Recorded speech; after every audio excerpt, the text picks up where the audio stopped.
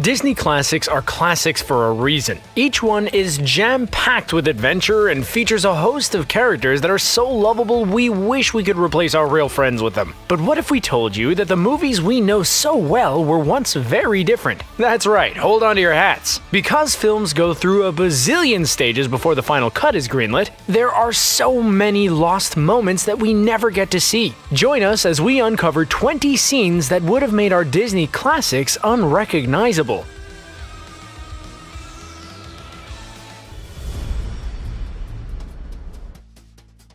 Zootopia was the film the animation world was waiting for. Somehow, the movie was able to pull off giving us unforgettable, multi-layered characters, shout out to the gazelle voiced by Shakira, while at the same time providing a much-needed commentary on racial prejudices and power dynamics in America. When Judy Hopps, the first rabbit in the police force, tries to solve a crime, she's met with resistance. While she is an exceptional worker and annoyingly smart, her fellow police peers look down on her as she's smaller than they are. For those of you who haven't seen the movie, spoiler, she defies everyone's expectations. While we love this tale the way it is, this was not always the way the story went. The film's protagonist was originally supposed to be the fox Nick Wilde, which would have changed everything. Just a year before the release, Disney had a change of heart and decided that a message about female empowerment was more pressing. And boy, are we thankful for it.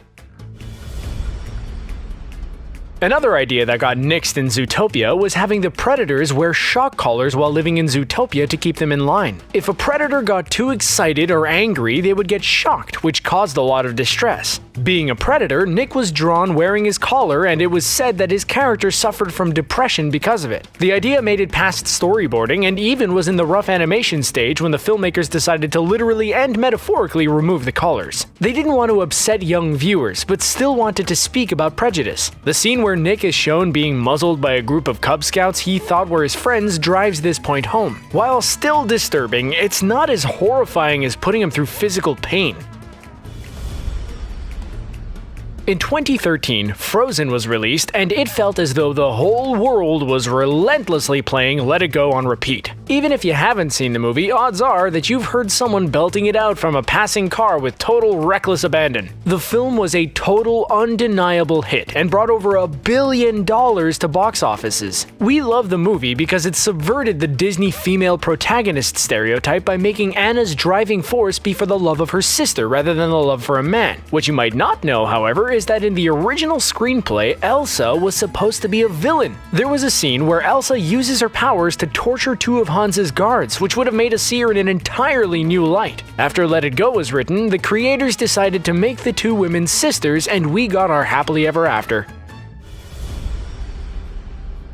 Disney's Robin Hood featured a lovable fox fighting for the people of Sherwood Forest. He is the perfect outlaw, stealing from Prince John and spreading the love amongst the needy. To top it all off, we have honky-tonk legend Roger Miller voicing the rooster and lending his perfect songs to the soundtrack. All in all, it's flawless. But it wasn't always this way. During the castle fight sequence, the original idea was for Robin Hood to get wounded and for Prince John to creep after him with a dagger in hand. When Robin Hood thought he was alone with Maid Marian, the prince was going to attempt to finish him off. After testing this on audiences, the creators saw that kids didn't exactly take to this angle. Thankfully, Disney decided to lighten up the ending.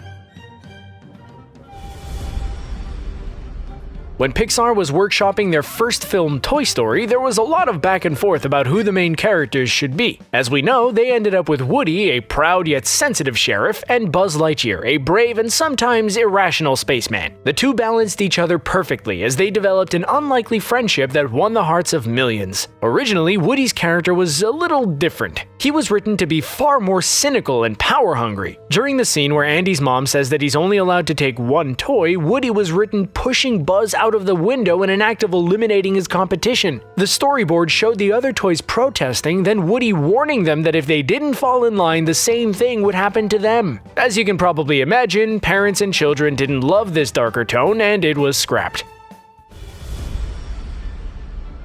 In The Lion King, the scene where Mufasa falls into the wildebeest stampede is burned into our brains. He's this powerful king who seems undefeatable, and then all at once slips off the cliff and is lost. We don't blame you if after all these years it still makes you all choked up. While you may think that this version is unsettling, wait until you hear its original idea. As we know, Scar has a personal vendetta against Mufasa and wants to take his place as king. In an early draft, he was supposed to snap Mufasa's neck using his own teeth. After some deliberation, the creators thought that this was a wee bit too bloodthirsty, even for Scar.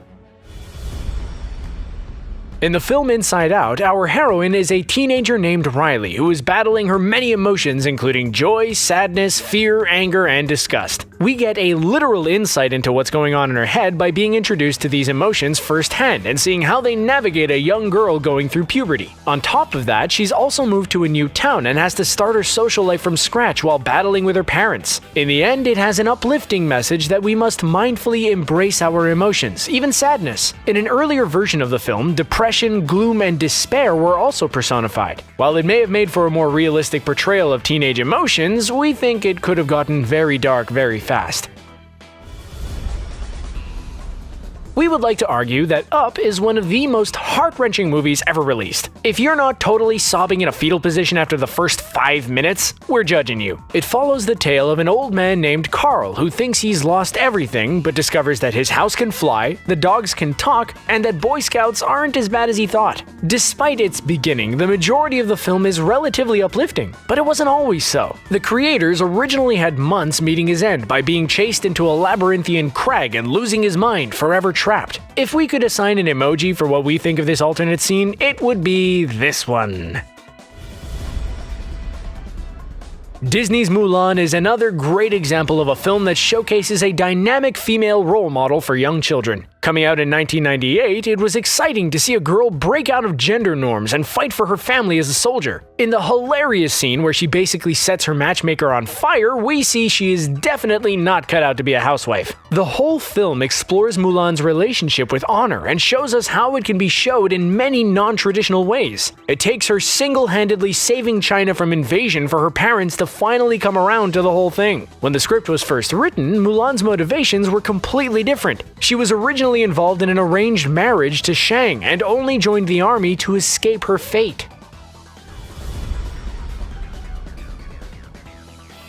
The end of a movie is as important as the beginning. If you leave the theater with a bad taste in your mouth, you are unlikely to recommend the flick to your friends. Directors are terrified of this and therefore work very hard to ensure that their movie ends with a bang. In The Little Mermaid, the movie ends with the sea witch Ursula stealing King Triton's trident, turning into a full-fledged monster and creating a whirlpool big enough to swallow an entire continent. She is up against Eric, who compared to her gargantuan size looks like a shrimp. In the original version of the movie, Ursula was meant to only increase slightly, which would have looked ridiculous. We think that their choice to totally transform Ursula made it incredibly dramatic in the best way.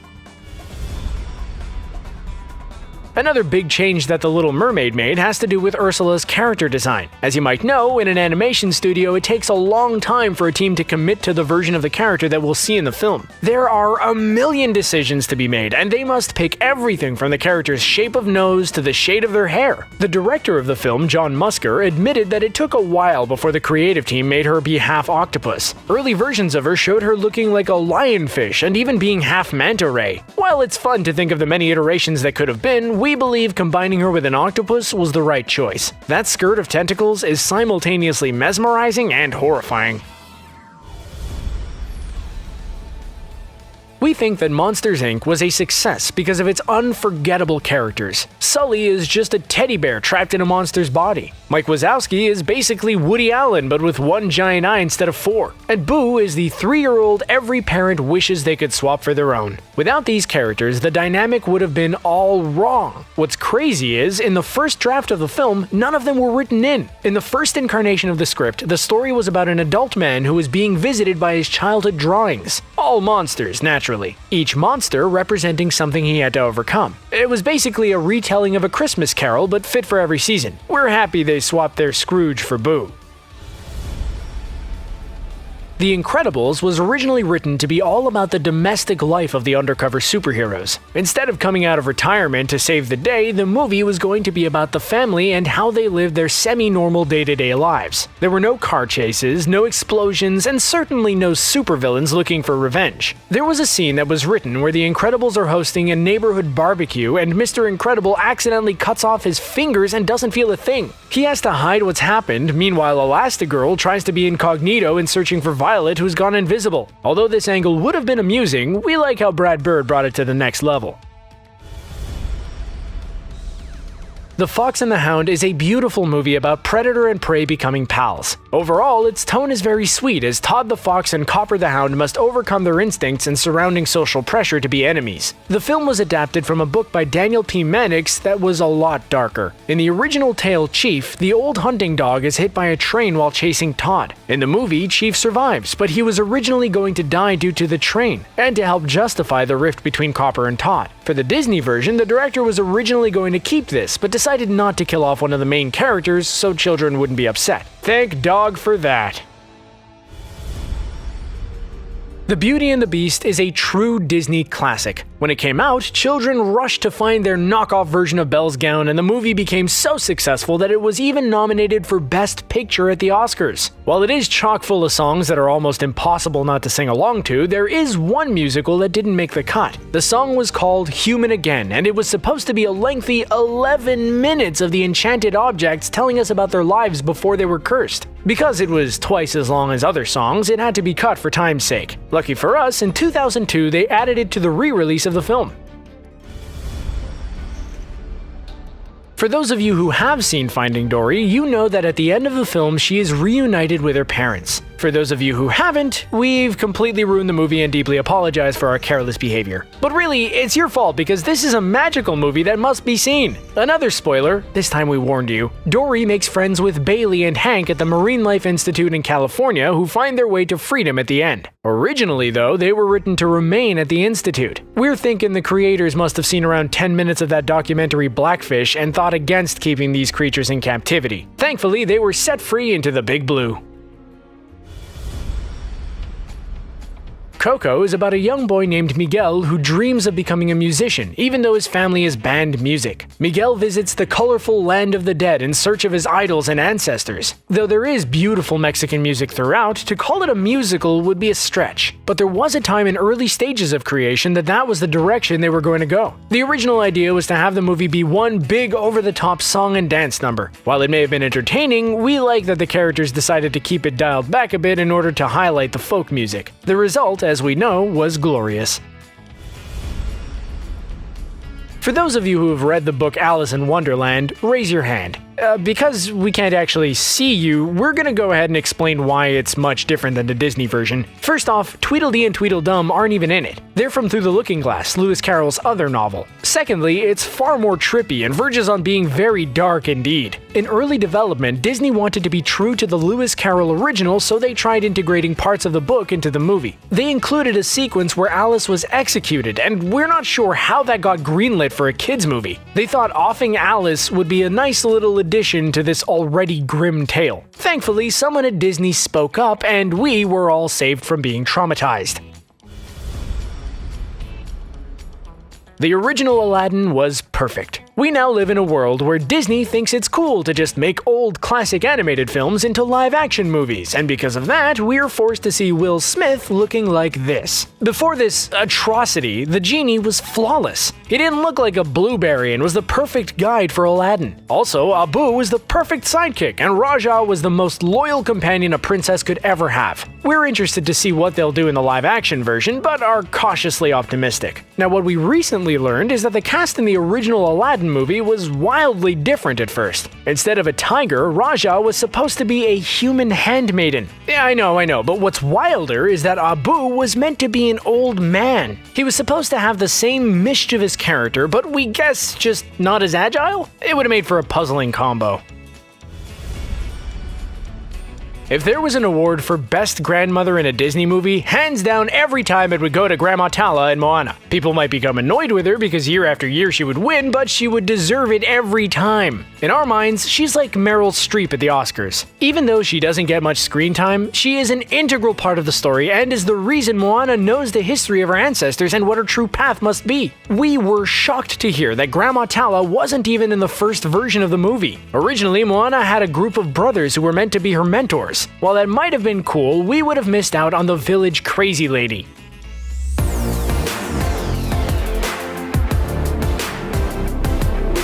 So, you think you know everything about the boy who lived? Yeah, a bit. Well, there's more to Harry Potter than what you saw on screen. Really? Over the course of 8 movies, the filmmakers needed to make some painful decisions in order to bring your favorite movies about the wizarding world from the page to the screen. Join Screen Rant as we give you 15 of the most magical deleted scenes that just might change all the things you think you know about the alumni of Hogwarts School of Witchcraft and Wizardry. Begin. How many of you wish that you could know exactly what your friends, acquaintances, fellow students, or coworkers think of you at any given time? While Harry has an invisibility cloak at his disposal, allowing him to snoop on whoever he wants at Hogwarts at all hours of the night, he's also lucky enough to have an honest group of best friends. Ron and Hermione have his best interests at heart, and it's no surprise that they're brutally truthful with Harry, even during their second year of schooling together. In the Chamber of Secrets, when Harry learns that he can talk to snakes, Harry begins to doubt who he is. After all, being a Parseltongue isn't exactly something witches and wizards fawn over, and Ron and Hermione fuel his speculation by agreeing that he just might be the heir to Slytherin. Hermione goes on to say, "For all we know, you could be." In an extension to this deleted exchange, Harry, sitting alone outside Hogwarts, asks his owl, "Who am I, Hedwig?" This deleted scene shows us firsthand that Harry has his own doubts about his background, and it feeds into the major mystery driving the plot. If Harry doesn't even know who he truly is, then perhaps the audience thinks Harry might be the one who's opening the Chamber of Secrets. When the 5th book, Harry Potter and the Order of the Phoenix, was released, much of the hubbub among the fans came from the fact that Sirius Black, a fan-favorite character, met his untimely end. Actor Gary Oldman's portrayal made Sirius Black even more of a sympathetic and tragic character in the films. But much of the film series' audience was left disappointed by the ending of the Order of the Phoenix movie. This stems from the fact that in the filmmakers' rush to reach the ending, we, the audience, weren't given much time to grieve Sirius Black's final moments on screen. While his disappearance beyond the veil in the Ministry of Magic fueled speculation over what actually happened to Black, this deleted scene might have helped some fans cope with the loss of this iconic character. This moment, removed from the end of the 5th film, sees Harry packing his belongings at the close of the school year. Ron enters and asks Harry to join him at the end of the year feast, but Harry isn't in the mood. Ron confides that he's not feeling hungry either, but takes the hint and leaves Harry alone. Downstairs, Ron sees Hermione and shakes his head. While we're given many scenes that solidify the main trio's relationship, this moment would have helped to better illustrate the impact of Sirius Black's demise on the 3 main characters before the end credits rolled. Deathly Hallows Part 1 is a road movie. While a good-sized portion of the fanbase might prefer the climactic battles of Deathly Hallows Part 2, the first installment shows the last leg of our lead character's journey before their final confrontation with Voldemort. There's a lot of time for personal growth, a lot of small character-building conversations, and, well, a lot of running. The movie is big on setting a generally brooding mood, but it doesn't allow much time to show our characters having fun. The thing is, though, they're still teenagers, and they're not all gloom and doom. If anything, Harry, Ron, and Hermione are still driven by hope. So it makes sense for them to have a bit of fun during their downtime. Unfortunately, one sequence showing Harry and Ron horsing around was removed from the finished film. When Harry and Ron spot a rabbit, they attempt to capture it. Eventually, they playfully turn their wands on each other, and it's all fun and games, up until Ron nearly gives Harry a bad wound by accident. This moment seems to remind the characters of the danger they're in, and they quickly return to their somber state of mind. The great thing about the Harry Potter series is that in spite of all of the ethereal magic and otherworldly events that occur throughout the books and movies, we're constantly reminded of the characters' humanity. And there's nothing more human than a person's ability to evolve over time. One character who may not get enough credit for the changes they undergo throughout the story is Draco Malfoy. The boy, introduced as the bully we all love to hate, is ultimately revealed to be the weak-hearted guy who's being pressured by the expectations of his powerful and ill-intentioned family. When he finally starts to turn against his family and their support of Voldemort toward the end of the series, it's a small victory among all the chaos of the Battle of Hogwarts. One deleted moment would have added to this dynamic. When Harry is facing off against Voldemort in their final duel, the boy who lived has just been resurrected and challenges the leader of the Death Eaters to one last face-off. In this sequence, Draco, who's seemingly inspired by his former rival's survival, throws Harry his wand. It's a nice touch and makes the finale of the series that much more satisfying. When The Prisoner of Azkaban was released, many fans were shocked by the visual style and darker tone of this film, especially when compared to the two previous installments. With the first two films directed by Chris Columbus, whose experience making kid-centric movies contributed to his wide family appeal, the third installment was directed by Alfonso Cuarón, who created a moody world perfect for the changing times and raging hormones of Harry Potter's third school year. Many followers of the franchise were thrown off by the style shift and complained that this film was less true to the books than the first two movies. While Alfonso Cuarón did take some liberties, he managed to fit most of the book's big moments into the finished film. One bit that was left on the cutting room floor, however, involved the sneakoscope. The device that Ron gifted to Harry activates when anybody with nefarious or untrustworthy intent is lurking around. It turns on when Harry is around his pals, and our hero believes it's broken. Yet, the sneakoscope is later proven to be fully functional when it's revealed that Ron's pet rat, Scabbers, has been the traitor Peter Pettigrew this whole time. Another moment cut from Prisoner of Azkaban proves how close director Alfonso Cuarón tried to stick to the books. In the movie, we see the painting of the Fat Lady, whose portrait blocks the entrance to the Gryffindor dormitory, but we don't get to see the painted blundering knight known as Sir Cadogan. Due to her increased prominence in the third book's plot, Cuarón recast the role of the Fat Lady, with famed British actress and comedian Dawn French taking on the role. The Fat Lady gets her own scene in which she reacts to an attack by Sirius Black, where he slashed up her painting when she wouldn't let him in. But the scene that featured Sir Cadogan, who took her place as guard of the entrance to the Gryffindor common room, was cut. This sequence also revealed that Sirius Black eventually was able to enter the common room by finding a piece of paper with the password that was misplaced by Neville Longbottom. Poor Neville. Screwing things up again. The structure of each of the Harry Potter stories often follows that of a mystery. The characters are given a series of fantastical clues that leads them to create a list of suspects. While the audience is allowed to come to their own conclusions, the characters often pursue their primary suspect until someone totally unexpected is revealed to them. In The Goblet of Fire, however, we were originally going to be treated to a scene in which the lead trio talked through their suspicions and pieced it all together before our eyes. In Goblet of Fire, this particular scene works well because it shows how Harry, Ron, and Hermione have developed through the course of their adventures over the past several years. It also shows how disillusioned they've become with the authority figures in their lives. Ron believes Cornelius Fudge and the rest of the Ministry of Magic will cover up the negative events surrounding the Triwizard Tournament. Hermione goes on to theorize that the pain around Harry's scar, among other things, point to bigger things at play. We as the audience may think these facts are pretty obvious, but it's a big deal to hear these characters coming to these conclusions themselves. Hogwarts, Hogwarts, Hoggy-Warty, Hogwarts, teach us something, please. I'm not paid enough to do this, guys.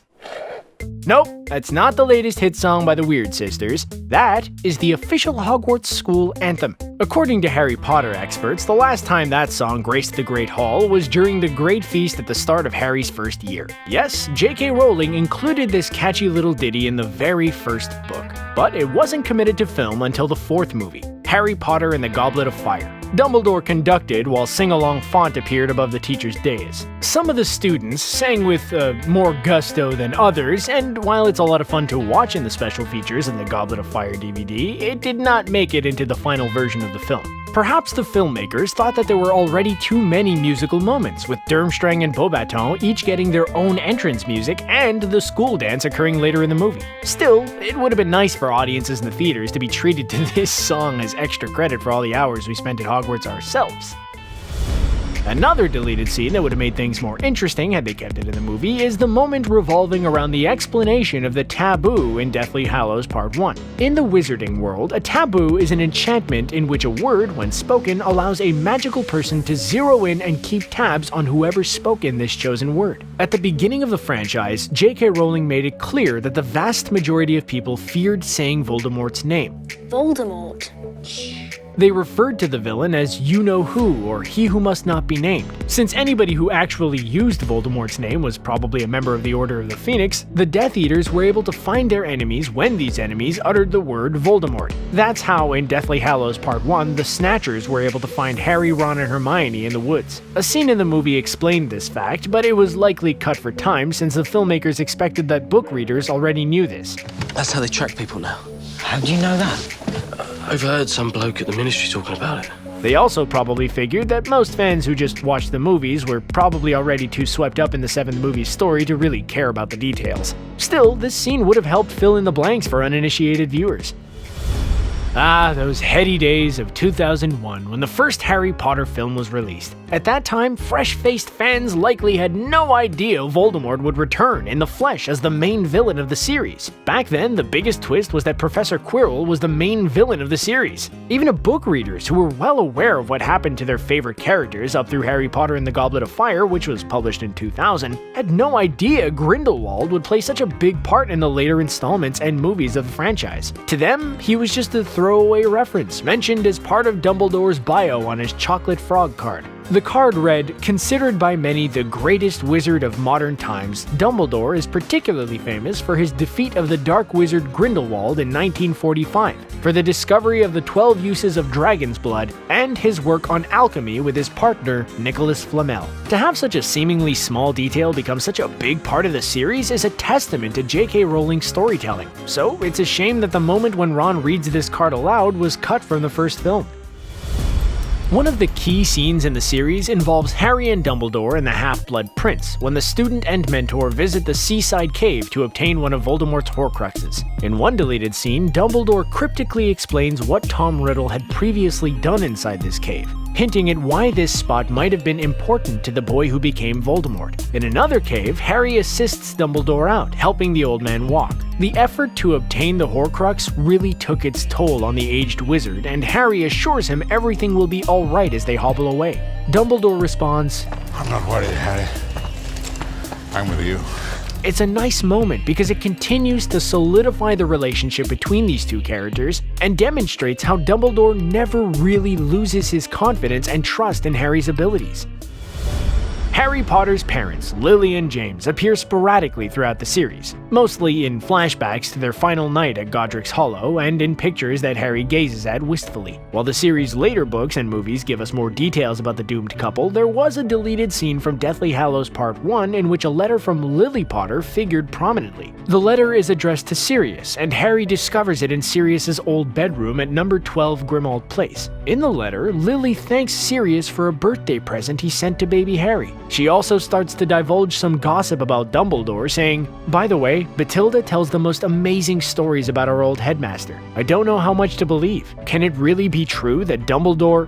And then the text continues on a second page, which Harry can't seem to find. That unfinished bit of information piques our interest and helps to feed the Dumbledore rumors about which we learn more in the next film.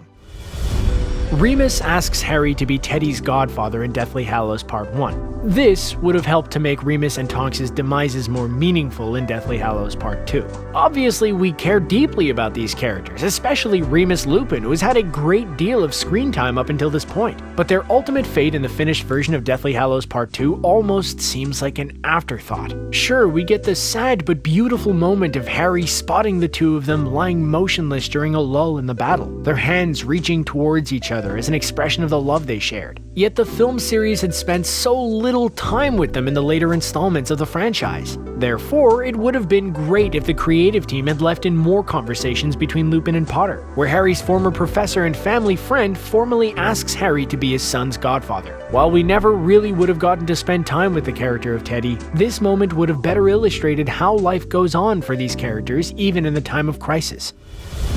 In the lead up to the Battle of Hogwarts, we were originally going to learn more about Dumbledore's brother Aberforth, while the book, Harry Potter and the Deathly Hallows, provides us with more info regarding Dumbledore's less renowned kin. The filmmakers decided to streamline the exchange between the trio and Aberforth in order to get our heroes back to Hogwarts as soon as possible. It works to keep the momentum up, but it sacrifices the ability for non-reading viewers to fully understand what's going on with Aberforth, how he's getting them to Hogwarts, and why he's helping them. In the world of Harry Potter, anything can be explained away by magic, and it's always more interesting to keep things mysterious. But every once in a while, it's nice to spoil the audience with a bit of character development, which is why it's a shame they deleted this exchange between the trio and Aberforth. When Harry explains how he's trying to fulfill Dumbledore's wishes, Aberforth warns him that Dumbledore's wishes usually end up destroying whoever the old wizard was close to. This is a nice nod to Aberforth's own relationship with Albus and their sister Ariana, and we wish they could have kept it in.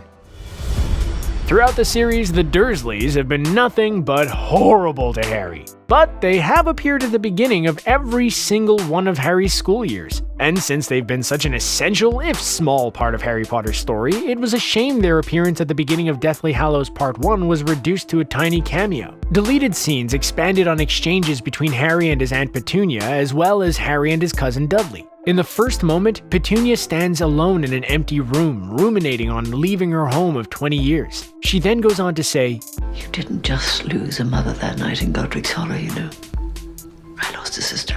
What's interesting about this moment is that it's not entirely clear whether Petunia is using this moment to try connecting with Harry in ways she's never fully able to, or if she's simply trying to get in one last dig at the boy before leaving him for good. Outside the house, Dudley approaches Harry for a different exchange. Defying Uncle Vernon's wishes to leave immediately, Dudley confides in Harry that he doesn't think Potter is a waste of space. It shows J.K. Rowling's and the filmmakers' belief that even the most pig-headed and hard-nosed people can change and evolve over time.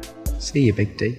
The MCU has dozens of deleted scenes that never made it into theatrical releases, and some are so impactful that they almost feel like MCU variants. No shade to variants, we all have them. Here are just a few of mine. Yep, Loki and Spider-Man No Way Home cracked the possibilities of what the MCU could be wide open. And if Doctor Strange in the Multiverse of Madness doesn't deliver the madness, then that's just false advertising, bro, and you'll be hearing from my lawyer. Wait, no, Matt, hold on, I gotta finish the thing. So here's all the MCU deleted scenes that would have made for some very interesting branch realities and changed everything about the MCU. The last one is dumb. Sorry, they told me I needed to try and entice the viewer to watch to the end, so the last one is a full waste of your time, if you feel like sticking around for that. Okay, Matt, now's your moment. Or I guess it could have been your moment if John Watts and the rest of the Spider-Man No Way Home team didn't snip most of your scenes right out of the movie. Yep, The Man Without Fear had several scenes trimmed or removed entirely, though none, I should note, had Charlie Cox in the costume as Hell's Kitchen's resident vigilante. Who even cares? The yellow one is the best one anyway. The deleted scenes include Matt Murdock showing up to Peter's interrogation to secure his release, a court hearing where Matt proves Peter's innocence, and an extended version of Cox's lone scene in the film, where Murdock visits Peter in May, though the extended version shows Matt and Peter talking quite candidly about vigilante life. But so what, right? Like, aren't these just like filler scenes? So to me, this is actually indicative of what Daredevil's power levels will be in the MCU. Much like the Kingpin, who can now get hit by cars and just sort of get up and walk away, I think Daredevil's gonna get a power level up in the MCU, which is similar to the comics, where Daredevil can keep up with the likes of Spider-Man and Captain America. Because while we can assume that Matt Murdock was just too busy to join the Spider's men for their final Statue of Liberty battle, the argument starts to hold less weight if he's spending multiple days on Peter's case, and I'd start to think that maybe Daredevil couldn't hang with the Spideys and Doctor Strange and, well, Ned. And the fact that they cut these scenes while still including Charlie Cox in the film tells me, a grown man dissecting movies made for children, that we're gonna see a powered up Daredevil in upcoming MCU films and series. Sweetheart, do you need anything? What? Do you need anything? You want a PB? No, I'm doing the YouTube. Did you do the? I'm doing the YouTube. Just edit that part out. I love you too! Sometimes when I'm feeling really low, which is only every other day now, I'll still turn on the final endgame battle and imagine I'm back in the theater on opening night, just kicking the back of the seat of the person in front of me. Part of what I love about that scene is the beautiful chaos, with all our spunky heroes acting individually but still somehow working together. That could have changed in a deleted scene from the battle, where most of the heroes somehow end up stuck in a trench together and Captain America plans out the team's attack. Got some quipping, you know, but it's super hard to make a scene with like 15 characters flow well, with several characters inevitably just standing in the background. The Russo brothers agreed cutting the interchange because it really slowed down the pacing. And yeah, it would have made sense for everyone to communicate and get on the same page, but also there's a part where a giant guy emerges from rubble and then goes like this, and then like a big strong green guy and a talking raccoon and a metal man come out. So I'm willing to use my imagination here. And the Marvel decision makers really used their imagination in the casting of Dane Whitman, the Black Knight, employing Kit Harington for the role, who appeared on a little indie series called Game of Thrones, where he played a knight who dressed in black. Much like Charlie Cox's Daredevil, Harrington had a scene cut that didn't include him in costume, but one where Sprite casually tells him all the things he tells Cersei that Sprite tells him in another scene that was included in the movie, and actually speaking it out loud, it's pretty clear why this scene was cut. But it's an interesting move to use Eternals to introduce the Black Knight, as he's not a character that many were really clamoring for, though it's clear from the post-credit scene that Kevin Feige and co see a future for Whitman in the MCU. And who was that voice off-screen? Some say it's Mahershala Ali's Blade. And you know what that confirms? Sword Buddies confirmed for Disney Plus, probably coming out tomorrow or something. So much, all the time, everywhere, coming out right now. Sword Buddy! Hey, speaking of family sword violence, Thanos almost used a very intimidating opening tactic to that climactic battle scene in Endgame. Oh, love that so much. And the Mad Titan was originally supposed to enter from a portal, and well, why don't the Russos tell you? Anthony told Entertainment Weekly that we clung to that storyline for so long just for that moment of Thanos walking through a portal and dropping Captain America's severed head. So to be clear, that would have been the cap from that Thanos' time, so 2014. I think. And Joe added, we had most of the script working except for the third act because Anthony and I were clinging to this concept. We couldn't give up on it. And finally we said, all right, what if we don't do that? Can we find another way into the third act? And that's when it turned into what it is now. So unfortunately, it seems like variant Thanos throwing variant Cap's head was the thing kind of holding up the third act. You thought I forgot about the variant thing from the beginning of the video, didn't you? But I didn't forget. I don't forget. I don't forget. Joss Whedon's Avengers Age of Ultron almost featured two big character changes, or did they? It's not actually clear, and gives a bit of insight on the working relationship between Whedon and the MCU's mysterious hatted puppet master Kevin Feige. Here's what I mean, and it all revolves around this final New Avengers shot from the end of the film. Whedon shot footage for two other heroes to be featured in this shot, including Aaron Taylor Johnson's Quicksilver and Captain Marvel, but it sounds like Feige was just indulging the director like you would with like a small child or a cartoon monster. And Kevin Feige even said, the way we reveal Scarlet Witch in costume at the end of the movie, those were Captain Marvel played shots. Joss said, we'll cast her later. And I said, yeah, Joss, we'll cast her later. And then he did like a fake whisper thing to an invisible person like this. And he says, we're not putting her in there. Kevin Feige just said this to the press. And I like that. Do you like it? Well, also, Tom Holland's brother got cut from No Way Home. My bosses wanted me to tell you that. I had a joke in there about how the Uncharted movie was actually titled Variant Spider-Man Hunts for Treasure, and I was gonna act serious, like I really thought that. And even that, I mean, that's like a 2 chili pepper bid on the standard 5 chili pepper scale, so it's... Man, this video's starting to drag. Let's speed it up! So the big sticking point for many people in Avengers Infinity War was Chris Pratt's Star-Lord ruining the Avengers plan right as they were about to get the gauntlet off of Thanos' hand by punching him in the face after learning Gamora had been killed. But in a deleted scene where Quill, on his way to Titan with the Guardians, gets a message confirming Gamora is still alive, would have helped explain his motivation to doom half of all life. Yeah. This one I think is the most intriguing character variant, but it is Odin, so I don't know if anyone else is going to be interested in this one. Odin is sort of like the Queen of England in the MCU, right? Like, we know there's a dark past and a lot of baggage there, but generally outwardly adorable, right? Well, a few scenes could have made for a very different version of Thor's daddy. First, in Thor: The Dark World, Odin's wife Frigga almost has a very different demise. So in the original, Frigga is killed by a dark elf despite Odin and Thor's efforts, but in this deleted scene, Odin just lets it happen, lowering his weapon as they kill Frigga, and she like begs for his help. It's super, super dark. And in Thor Ragnarok, I said so many ridiculous words in this video, Odin's peaceful end was almost way more jarring and violent, living in an alley in a city and getting stabbed by Hela, and that's hella bad. Speaking of tragic ends, Natasha Romanoff's end was almost even gnarlier than what we got in Avengers Endgame, as this concept art shows Black Widow and Hawkeye being attacked by Thanos' forces at Vormir when they were trying to get the Soul Stone, with Scarlett Johansson's character getting shot before crawling over the edge of the cliff, completing her sacrifice. But it makes sense why they didn't want to do this version, right? They wanted to focus on the relationship between Natasha and Clint, their friendship. And I get it. I never forget a good friend.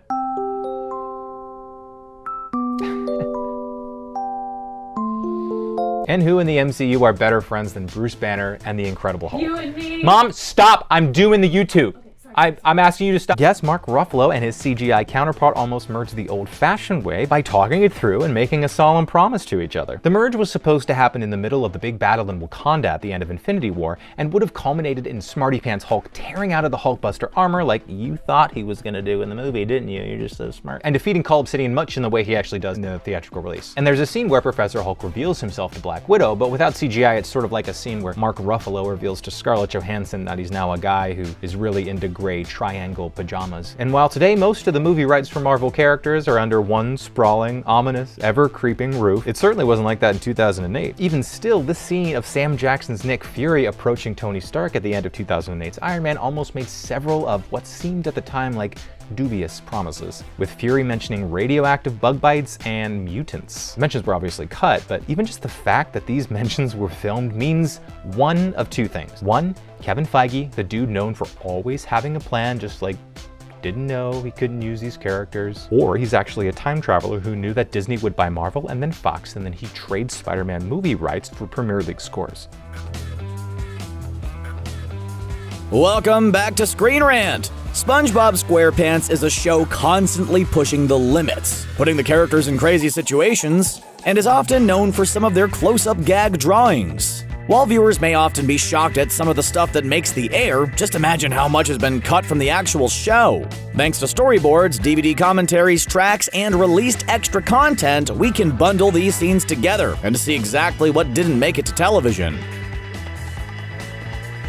If Mr. Krabs listed the milestones in his life, they probably wouldn't involve any of Pearl's accomplishments or how many times he actually stopped Plankton from stealing the secret formula. They would naturally all involve money. You got money, right? And in the episode Clams, Mr. Krabs reached one of his biggest accomplishments yet, making his $1 millionth dollar. Naturally, Mr. Krabs wants to celebrate by calling his parents, but a deleted scene reveals the call was a little more morbid than we thought. Why? Because his parents are both dead, and the shot would have cut to their tombstones in a cemetery. We're guessing the show's dark humor may have upset viewers a little too much. In Season 3, Bikini Bottom went through a weather phenomenon no one ever expected on the ocean floor. They were treated to a full-fledged snowstorm. Naturally, instead of exploring the scientific ramifications of snowflakes in the ocean, Patrick and SpongeBob decided to engage in a good old-fashioned snowball fight. Once Squidward gets involved, he gets obsessed with taking out SpongeBob and Patrick. So much so that he builds his own snowball attack fortress. In a deleted scene, we were supposed to see the dungeon of the fortress, which would have included all types of torture devices for snowmen, including a guillotine, limb-stretching machines, and a hanging hook for snowmen heads.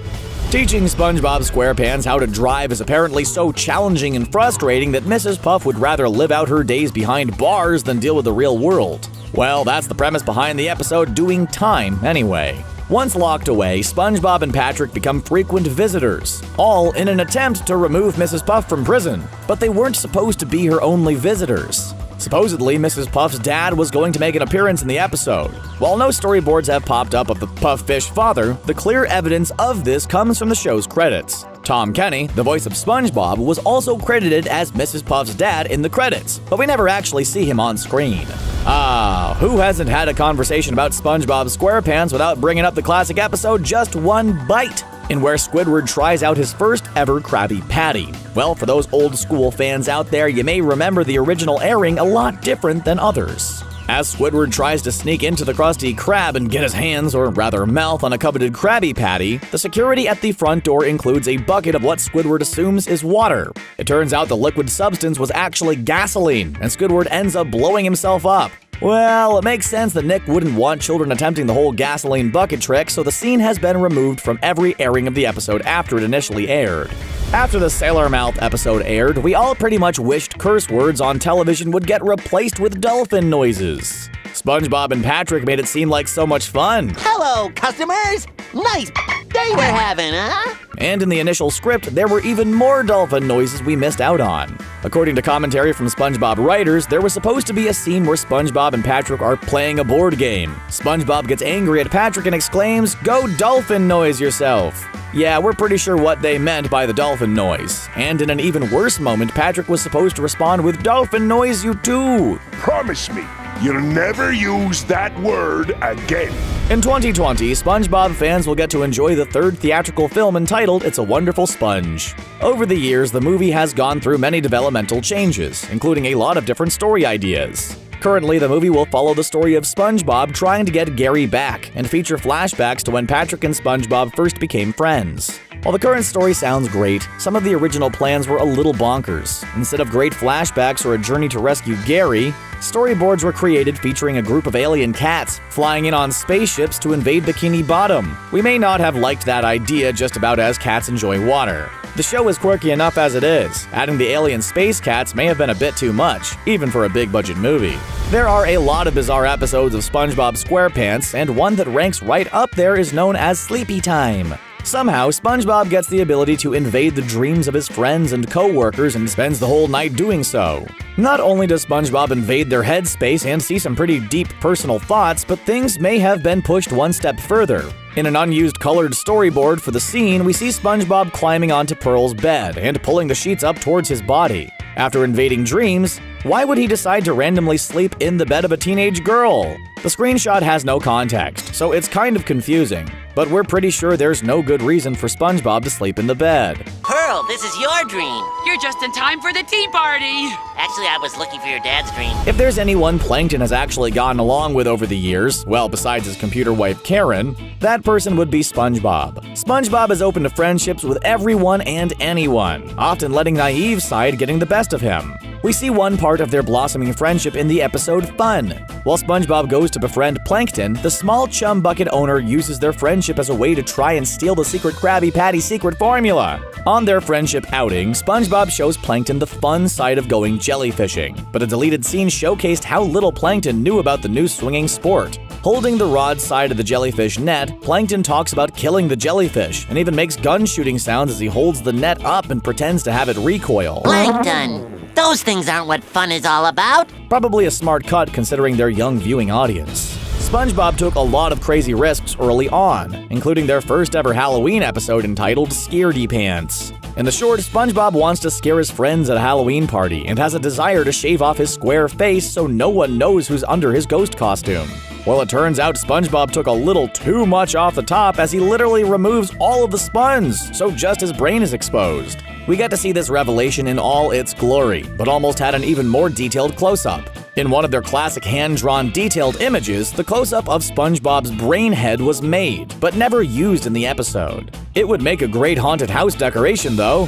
Sandy is like a fish out of water on SpongeBob, as she is the squirrel underwater, and often has trouble fitting in with her the fish pals who live around her. In the episode Texas, a homesick Sandy decides to return back to her home state, and her departure has made SpongeBob pretty upset. We see how upset he is in the final cut of the episode, but a deleted scene and animatic revealed his inner emotions making a physical appearance. His anxiety and upset nature all culminated in the sponge turning completely red and looking ready to explode. No clear reason why the scene was removed. Maybe Nick's censors thought the red looked like blood? Who knows? Gary may often get ignored by SpongeBob, but the guy really does love his pet, and they have gone on a lot of adventures together. In the episode Have You Seen This Snail?, Gary goes missing, setting SpongeBob off on an emotional journey to find his pal once again. In the original story, Gary ended up with a lady named Granny, whose ultimate goal was to flatten the snail up and presumably eat him. While the episode features dark moments like a closet full of empty snail shells, it was almost even darker. Near the end, when the old lady chases Gary with a plate of cookies, she was originally supposed to be carrying a large axe. Yikes! We've seen plenty of humans attempt some SpongeBob and Patrick cosplay, but if you wanted to see what the characters would like as humans, then check out some of the deleted storyboards and animatics from the time-traveling episode entitled Dunces and Dragons. In the episode, SpongeBob and Patrick find their way to medieval times, where they must escape danger and save the day. Towards the end, the characters all celebrate and walk away, only to pass two pretty familiar-looking characters. The Patrick character looks more human-like than the SpongeBob doppelganger, but it would have still been great to see both characters in full-color designs. What's it like to live with a ghost? Well, just let SpongeBob tell you in the episode Ghost Host. On the short, SpongeBob moves in with the Flying Dutchman, and the two have a lot of mid-adventures together. The episode obviously went through a lot of ideas, as there were nearly a dozen deleted scenes, but one stands out a lot more than the others. After a party hosted by the Dutchman, Susie Fishbowl approaches the ghost and asks when she'll see him again. And in a truly creepy moment, there's a lot of innuendo when the Dutchman replies with, "When you least expect it, baby!" Have you been keeping track of the long history of the Krusty Krab? Well, then you must have seen the episode Friend or Foe, which goes over the history of the Krabby Patty and the relationship between Mr. Krabs and Plankton. The episode had a number of little changes when compared to the original animatics, but there were some that definitely stood out among others. One of these changes comes really early in the episode when Plankton tries to capture the Krabby Patty recipe. After SpongeBob squirts Plankton with some ketchup and mustard, Plankton spins out of control and screams curses. Considering how Mr. Krabs continues the onslaught by flipping on the ceiling fan switch right after, the extra moment of an upset Plankton obviously wasn't needed. The world of SpongeBob is filled with some pretty big family trees. We met Patrick's real parents, SpongeBob's parents, and a lot of extended family members. And beyond that, we've even met a lot of Karen's extended family. Yep, we're talking about talking computers who are related to each other. We almost got to know even more of Karen's family in the episode Spy Buddies. Listed as either a mother, mother-in-law, or possibly even a grandmother, Plankton would complain about the character because she was nothing more than an annoying car alarm. Before the world of digital downloads and streaming services took over television and movies, one of the best highlights of purchasing a new DVD was having the ability to listen to commentary from actors, directors, and producers. This also applied to SpongeBob SquarePants, and through the commentary there is a ton of information to get revealed. In the episode New Digs, SpongeBob moves into the Krusty Krab, and at one point we see a quick shot of some snail milk. Well, at one point we were supposed to see Gary get milked, or have SpongeBob mention him being milked. Well, the whole disturbing idea would have been a sight to see, especially considering that Gary is actually a male snail.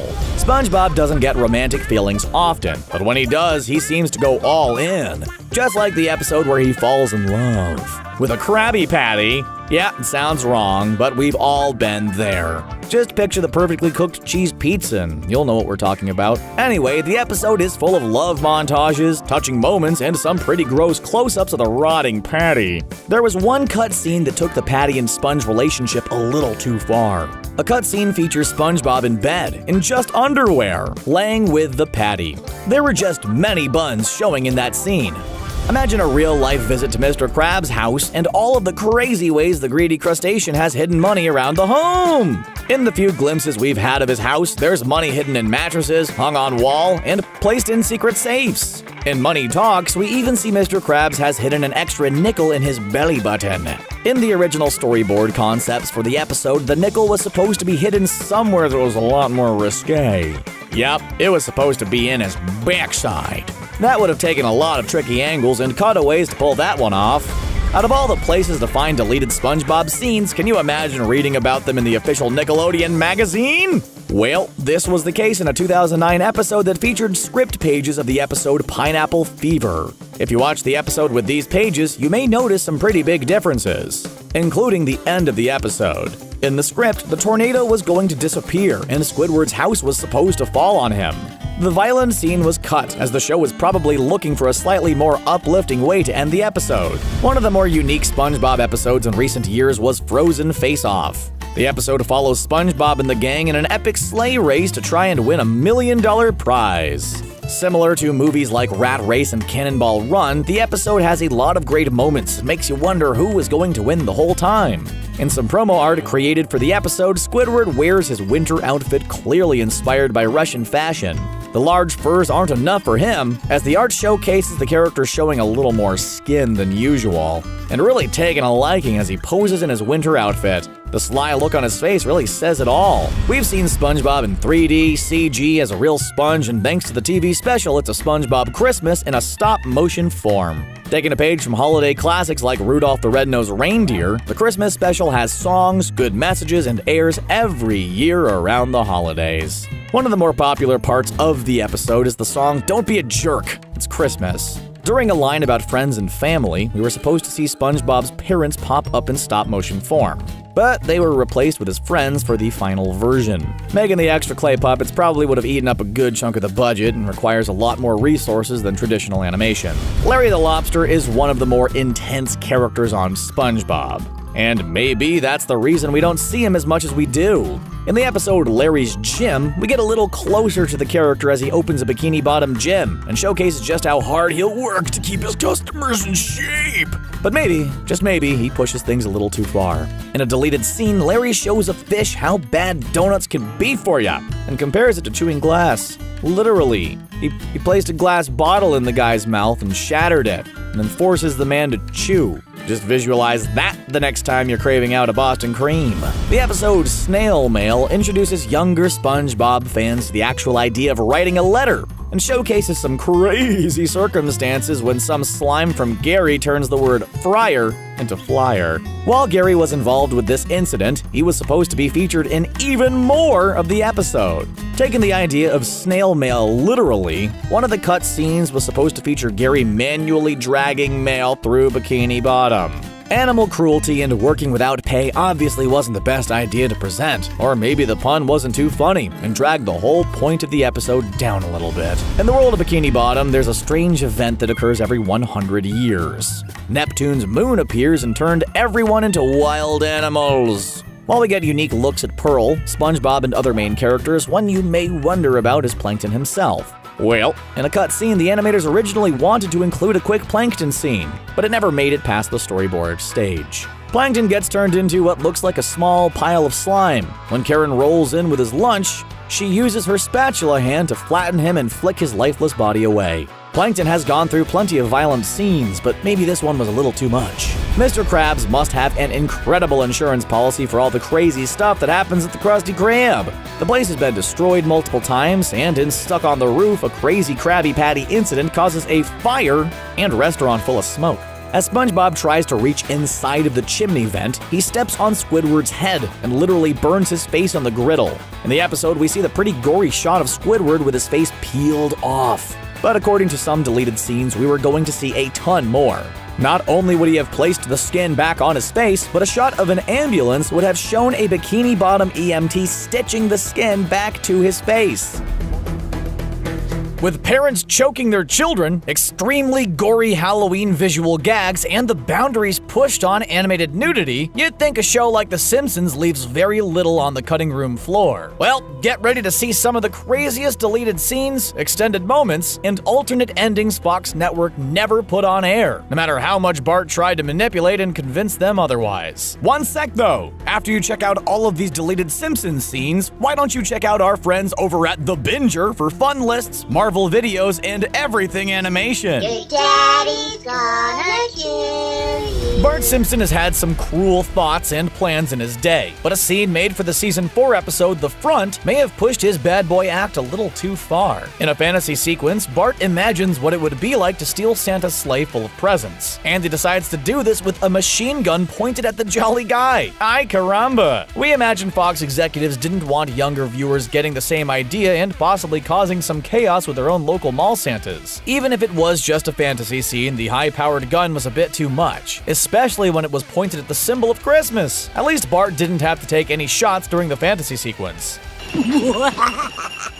Merry Christmas, suckers.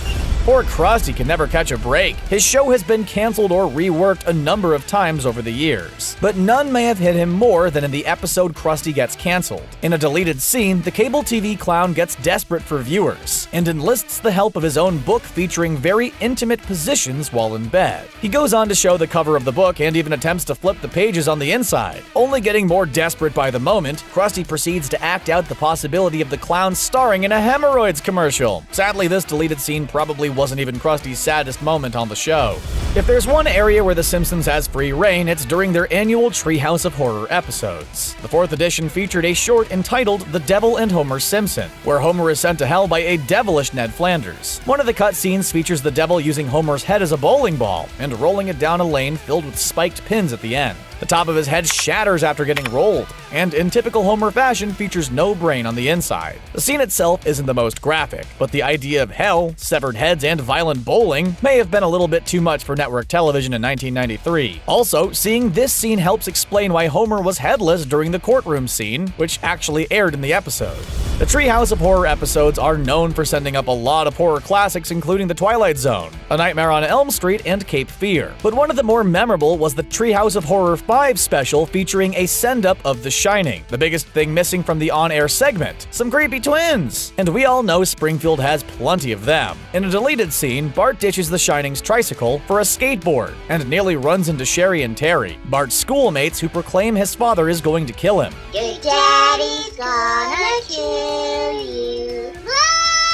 Hey, what else is new? If Bart wasn't scared enough, he spins around to spot his Aunt Patty and Selma, confirming the little girl's proclamation. Maybe it was the hole in the throat with smoke coming out of it that got this scene the axe. Nothing like a couple of drunk pilot jokes before going on your next vacation. In another outlandish plot, aren't they all? Homer gets kicked out of Moe's, tries out other bars, and eventually finds himself at an airport bar only pilots are allowed to drink at. But where exactly did the extra pilot's uniform come from? Well, a deleted scene shows the crazy hijinks when an impaired pilot actually jumps off the roof of the bar and falls to his possible death. Joking about drunk pilots is one thing, but maybe pilots stripping down to their undies and taking a flight of their own isn't the best option.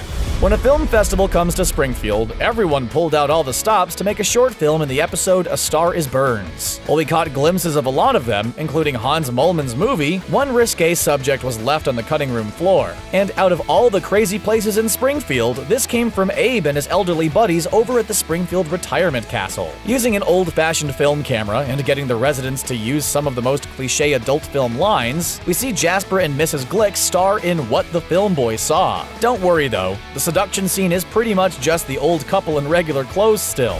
For those of us watching in the 1990s, we spent a majority of the 1995 summer guessing who shot Mr. Burns, and collecting Butterfinger wrappers to try and win a contest. When it was finally revealed to be Maggie Simpson, many of us were shocked, including a lot of the production crew. The reason? Multiple alternate endings were animated and filmed for the cliffhanger. These alternate endings were animated to help prevent spoilers from leaking to the public. Some of the scenes made were clearly gags, and a majority of them aired in the 138th episode Spectacular. The alternates included suspects like Smithers, Apu, Moe, and even Seymour Skinner. One of the craziest was Santa's little helper holding a gun in his mouth and pulling the trigger to blast Mr. Burns away. Principal Skinner may seem like a humorless school principal, but there's clearly a deep and dark past the show rarely explores. While we all have seen him mention his time in Vietnam before, the true horror he encountered was revealed in a deleted scene for the episode The Boy Who Knew Too Much. While sequestered with Homer, Skinner has vivid Vietnam nightmares. All the while, Homer listens and cheers him on, while chomping on some popcorn. The scene doesn't last long, but long enough to be comfortable. We guess mocking PTSD was a bit too much, even for The Simpsons. With 30-plus seasons of content, there are only so many couples the show can play around with. One that has been teased over the years is the odd couple of Lisa and Nelson. In Lisa's date with Density, the pair got closer than ever, but it could have gone even further if Lisa's fantasy scene made it to the air. In the fantasy, Lisa rides with Nelson on the back of a motorcycle before stopping at a house. Out of nowhere, Nelson pulls out a baby, their baby, who looks similar to Lisa, but with Nelson's nose. The kicker comes when they claim the baby was made from their love for each other. The whole thing's pretty interesting considering they're still portrayed as being 8 and 10 years old. Yikes! Feast your yams on this! Our baby! Oh, we had a baby! Long before movements like Me Too got national attention, The Simpsons were taking on sexual harassment in their own way. In the 1994 episode Homer Badman, Homer gets accused of sexual harassment when a rare gummy bear gets stuck on the rear of the family babysitter. For a majority of the rest of the episode, Homer goes through a gauntlet of public humiliation and criticism. including by a huge group of college students. In one of the episode's cut scenes, the college protests happen right outside the home. At the same time, Homer and Marge try to make love. The chant and taunting of Homer prevent anything from happening in the bedroom, and those same chants also caused the scene to get cut from airing in the final broadcast version of the episode. Over the years, The Simpsons have had a great collection of musical numbers and a number of soundtrack releases, but there have been a lot of songs that just weren't up to par. One of them came from the Mary Poppins-inspired episode, Simpsons Califragilisticexpialidocious grunt Chiss. In the episode, the Simpsons kids and their new nanny go to visit Patty and Selma, only to be forced to listen to a song about how much they love smoking. Not the greatest message for the kiddos out there. Not to mention, seeing the twins light up dozens of cigarettes at once didn't provide any laughs. And the lack of the laughs is the main reason this dud of a song was cut. Like a chimney, although we'll croak. When Springfield is threatened with the arrival of an impending comet, Homer takes his family to the Flanders bomb shelter. Just minutes inside, and everyone quickly realizes they were probably better off in the real world. Bart may have had it worst off, especially when you get more of a revelation through a deleted scene. As the Simpsons hunker down with the Flanders clan, Bart finds out their TV gets no channels, and the only magazines available are Ranger Rick. But not just any Ranger Rick. Censored issues where black bars cover up private areas of forest animals, like raccoons and bears. After seeing the first 10 Treehouse of Horror episodes, you may have thought you saw it all, but you ain't seen nothing until you've seen the deleted scenes from the Human vs. Dolphin War. The premise alone was outlandish, and animators really pushed the limits. One of the more insane parts involved Moe shoving a gas nozzle into the spout of a dolphin, filling up the animal's insides and then dropping a lit match in so the aquatic animal would explode. Nothing like family TV night to watch animated dolphin guts splatter across the screen. Everyone knows Marge can be a nag, but no one really puts the blue-haired mother in her place. Well, leave it to a bunch of classic rock stars to give it to Marge brutally, honestly, and completely uncensored. The Who guest starred in the episode A Tale of Two Springfields, and performed a small concert for pretty much just the Simpsons family. When the performance ended, Marge began complaining how chilly it was, and the Who performer Roger Daltrey dropped an F-bomb on her before pummeling her face with a microphone. Of course, the rock star cursing wouldn't fly through FCC censors, so the line was replaced with a much tamer, "Get out of the way, Marge." Thankfully, the original audio was released to keep up with the Who's rock star image. A little chilly. Get out of the way, Marge. If there's one episode Simpsons fans do not want to see deleted scenes for, it's Season 12's Homer vs. Dignity. The episode features Homer doing all kinds of crazy acts at the bemusement of Mr. Burns. But no one at home was laughing, especially during the extremely awkward Panda on Homer scene. And to think, the episode could have been even worse. One of the earliest cut scenes involved a final act of Homer throwing pig's blood on a crowd of people and ruining Christmas forever. Thankfully, Mr. Burns is the one left in throwing fish guts, and the leftover fishy smell just about sums up this episode for all of us.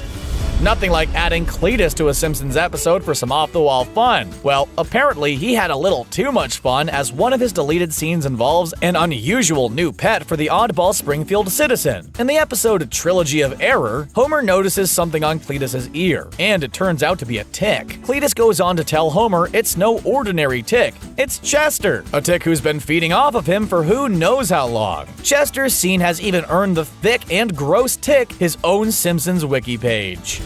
When The Simpsons ran out of horror movies to parody on the Treehouse of Horror, the series quickly branched out to sci-fi and fantasy, like Harry Potter. WizKids reimagined Springfield as a Hogwarts-like school, but between floating lawnmowers, Bart performing wand pranks, and a little wizard magic, some stuff had to be cut. One of the scenes was a pretty gross gag where Smithers, in the form of a snake, is fed a whole rabbit when Mr. Burns feeds it to him. Even in animated form, we end up feeling a little sorry for the rabbit.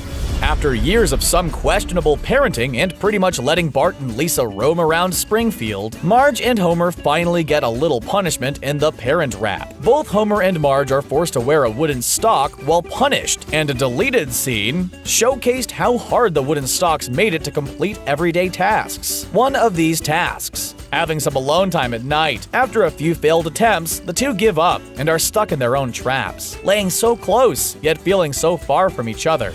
There's nothing like revisiting Homer's childhood in the episode The Blunder Years. If you wanted to see more of the hijinks between Homer, Lenny, Carl, and Moe, then you would have to pop in the Simpsons Season 13 DVD. In a cut scene, the boys travel across a railroad track like the classic film Stand By Me. Lenny decides to put a coin on the track, and the boys listen as a train actually derails and falls into the water due to the incident. The conductor got away, but who knows if any other victims were on board. We imagine the scene was cut so it didn't take away from the emotional impact of a young Homer finding a dead body just a few scenes later. Bart Simpson has been 10 years old for over 30 years now, and yet after all this time, he still has a lot of maturing to do. In the episode Sweets and Sour Marge, a deleted scenes shows Bart and Milhouse explore a few books they probably wish remained on the library shelf. One of the titles includes Encyclopedia Brown and the Case of the Strange New Feelings. Why did the title character have some strange new feelings? Well, Bart and Milhouse found out in the form of some really long showers the main character was taking. A bunch of parents probably didn't want to explain this one to their children. You know, other than lying and saying how high the water bill could be. When Homer and Marge are alone in their room, we often get to see a lot of intimate moments between the bed sheets. But even Fox has their limits for what gets on air. In one of the ultimate moments of innuendo between the couple, Homer tells Marge that his little Homer needs some attention. Just before your mind reaches the adult humor corner, Homer pulls out a literal little Homer from underneath the bed. The toy doll looks like it's had a lot of use over the years, and Marge quickly tells him to put it away. Despite showing the moment in the promos for the episode, Fox censored the scene and cut the gag, so their complaint department would have the night off. When the Simpsons watch TV, we always get a kick out of the fictional shows. But in the episode Bart vs. Lisa vs. 3rd Grade, we missed out on one of their funniest programs. The Simpsons kids were watching a new reality show called We're Gonna Tell Your Mom. The premise involved a hidden camera team who spy on teenage girls making out with guys, busting them and revealing the show's title and catchphrase, We're Gonna Tell Your Mom. The absurd premise was probably a show on MTV2 at some point, or at least gave cable networks at least 6 spin-off ideas based on the premise alone. Maybe the content was too risky, or it was cut for time, but the gag is definitely worth checking out. Sideshow Bob has spent multiple decades serving as the ultimate menace to the Simpsons family. This is why it's so odd the serial killer was invited to stay in the home for the episode The Great Louse Detective, when Homer seeks his help to capture someone trying to murder him. In a deleted scene, Marge looks for a safe place for Bob to sleep and offers up Maggie's room. His reasoning? Maggie and Bob have both killed people before. Say what? Maybe Marge's mothering skills would have been judged a little too harshly if this scene was actually included. Then again, they did let Sideshow Bob in the house in the first place. For years, Principal Skinner and teacher Edna Krabappel built up their relationship until the two were ready to say I do in the episode My Big Fat Geek Wedding. Before Edna walks down the aisle, a deleted scene features a small moment between Otto and Edna. Instead of wishing her luck on the wedding day, Otto talks about how he would have hooked up with Edna multiple times if Skinner wasn't their boss. Yikes! Talk about terrible timing. Edna walks out on the wedding anyway, but if the cut scene was kept in, many people probably would have thought Otto was the sole reason why. And in the end, the couple do not get married at all, leaving a little hope open for Otto. Ned has always come across a clean-cut guy who always does the right thing, but the 15th Treehouse of Horror showcases some deep thoughts and feelings in the short entitled The Ned Zone. Ned has the ability to see the future in the episode, including how every citizen in Springfield dies. For Homer's vision, it's actually Ned who is the one to shoot him. After the initial vision, the deleted scenes go further to showcase Ned declaring his love for Marge and smacking a big kiss across her lips. Are these true deep feelings Ned has, or does the deleted scene remain non-canon, much like the Treehouse of Horror episodes already are? Let's just run with it. Ned is secretly in love with Marge Simpson!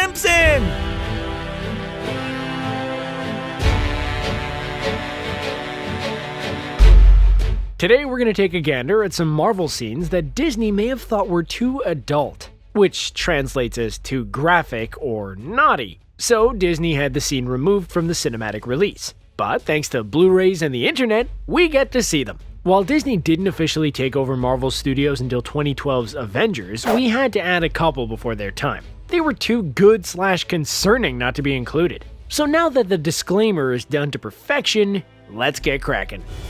To kick off our list, we have a disturbing Captain America scene in Infinity War. Yay! The scene was never shot, sadly. However, the writers of the film, Christopher Marcus and Stephen McFeely, disclosed in an interview about this particular deleted scene. It was going to show the after effects of Captain America Civil War. As such, it was going to show the non-Sokovia Accords fans Captain America, Black Widow, and Falcon.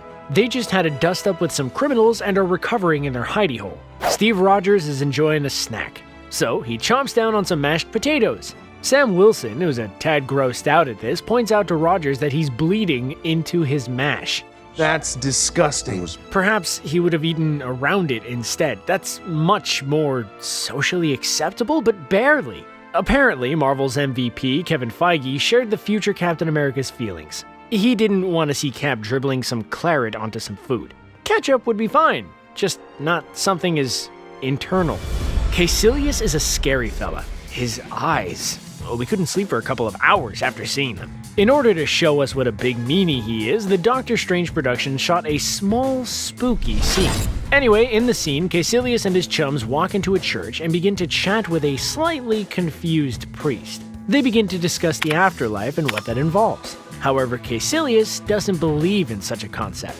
He believes there's nothing once we slip off this mortal realm, just darkness. So, Caecilius makes the lovely priest a suggestion. And I can prove it to you. What a helpful chap. That's when the former Hannibal conjures up some pointy sticks. The scene then ends before we see what he does with his magic pointers, but we can assume that the priest wasn't going to enjoy the experience. The Scarlet Witch's mind-messing powers were quite the inconvenience for the Avengers in Age of Ultron. She was able to make many characters hallucinate their nightmares. So with that fab and annoying ability, Wanda had to do it to Bruce Banner. It would cause so many interesting problems. I'm sorry. While we do see Hulk flip out and Iron Man having to battle the Green Machine, there was a portion that was deleted. In this part, Bruce is in a jungle somewhere in Africa. He's trying not to turn green, but he's fighting a losing battle. Nearby, a group of kids are playing with a ball. As one of them goes to get the ball from the grass, she comes face to face with the monster. The CGI isn't finished, but we see the animation for the Hulk go on a rampage in this village. Perhaps having the Hulk destroy another innocent community was too far for Disney. Mitchell Carson wasn't a good person in Ant-Man. He jumped ship from the warm embrace of S.H.I.E.L.D. and went all Anakin Skywalker. Soon he was hanging out with his new terrible Hydra buddies. If you've seen the film, you'll know that Carson's story is left ambiguous. However, there was actually a plan for this shady spook. First of all, Scott Lang was going to hunt him down and get the cross particles off of him. But the second one is what brings us here. In this, as the PIM Technologies headquarters is imploding, Carson would be running away from the mayhem. Only, he doesn't get too far. Instead, he gets sucked into the carnage. Perhaps Disney thought this was too far. Or maybe they had other ideas for the character later down the line. We might find out in the recently announced third film in the series. Here's the first of our pre-Disney scrubbed scenes. And it all involves the birth of the MCU 2008's Iron Man. I am Iron Man.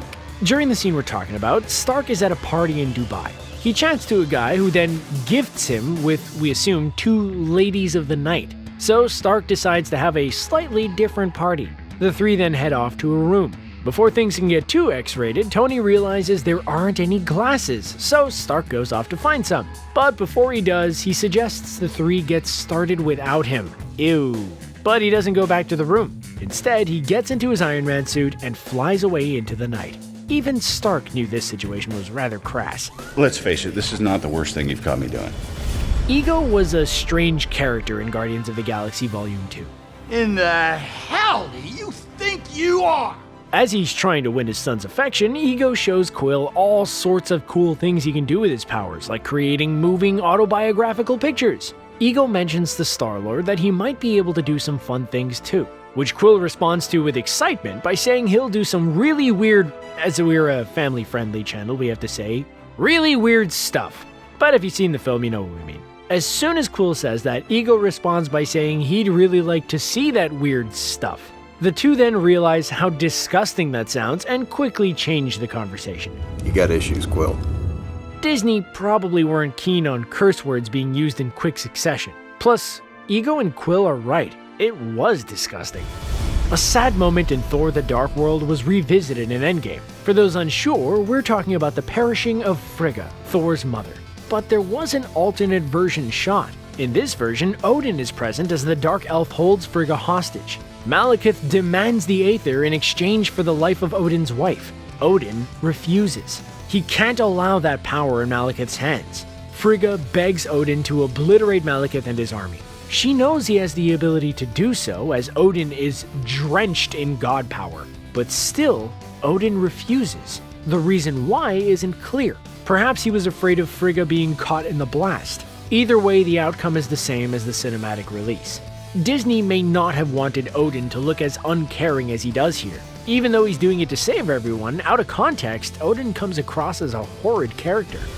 One of the weirdest moments in Age of Ultron was the trippy bath time with Thor. In this, Thor uses the pool of water to have visions of the future and how to save the day from Ultron. It wasn't a well-received scene, mostly due to it generating a lot more questions than it answered.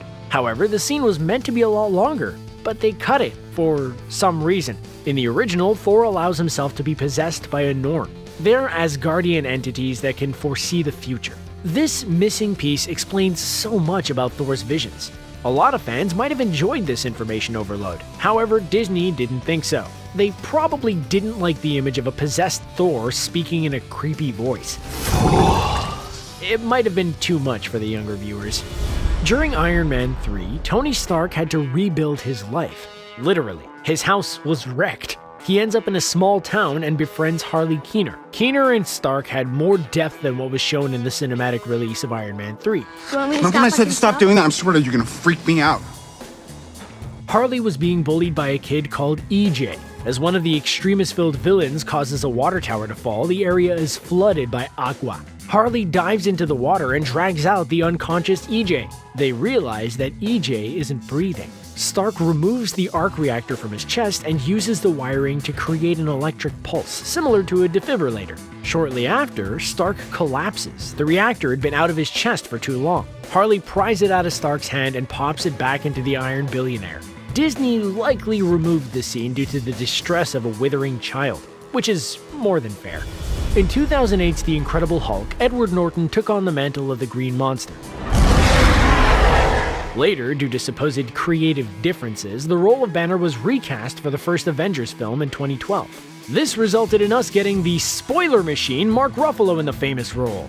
In his debut in the Avengers, Banner mentions a little bit of his history. He states, "And so I put a bullet in my mouth and the other guy spit it out."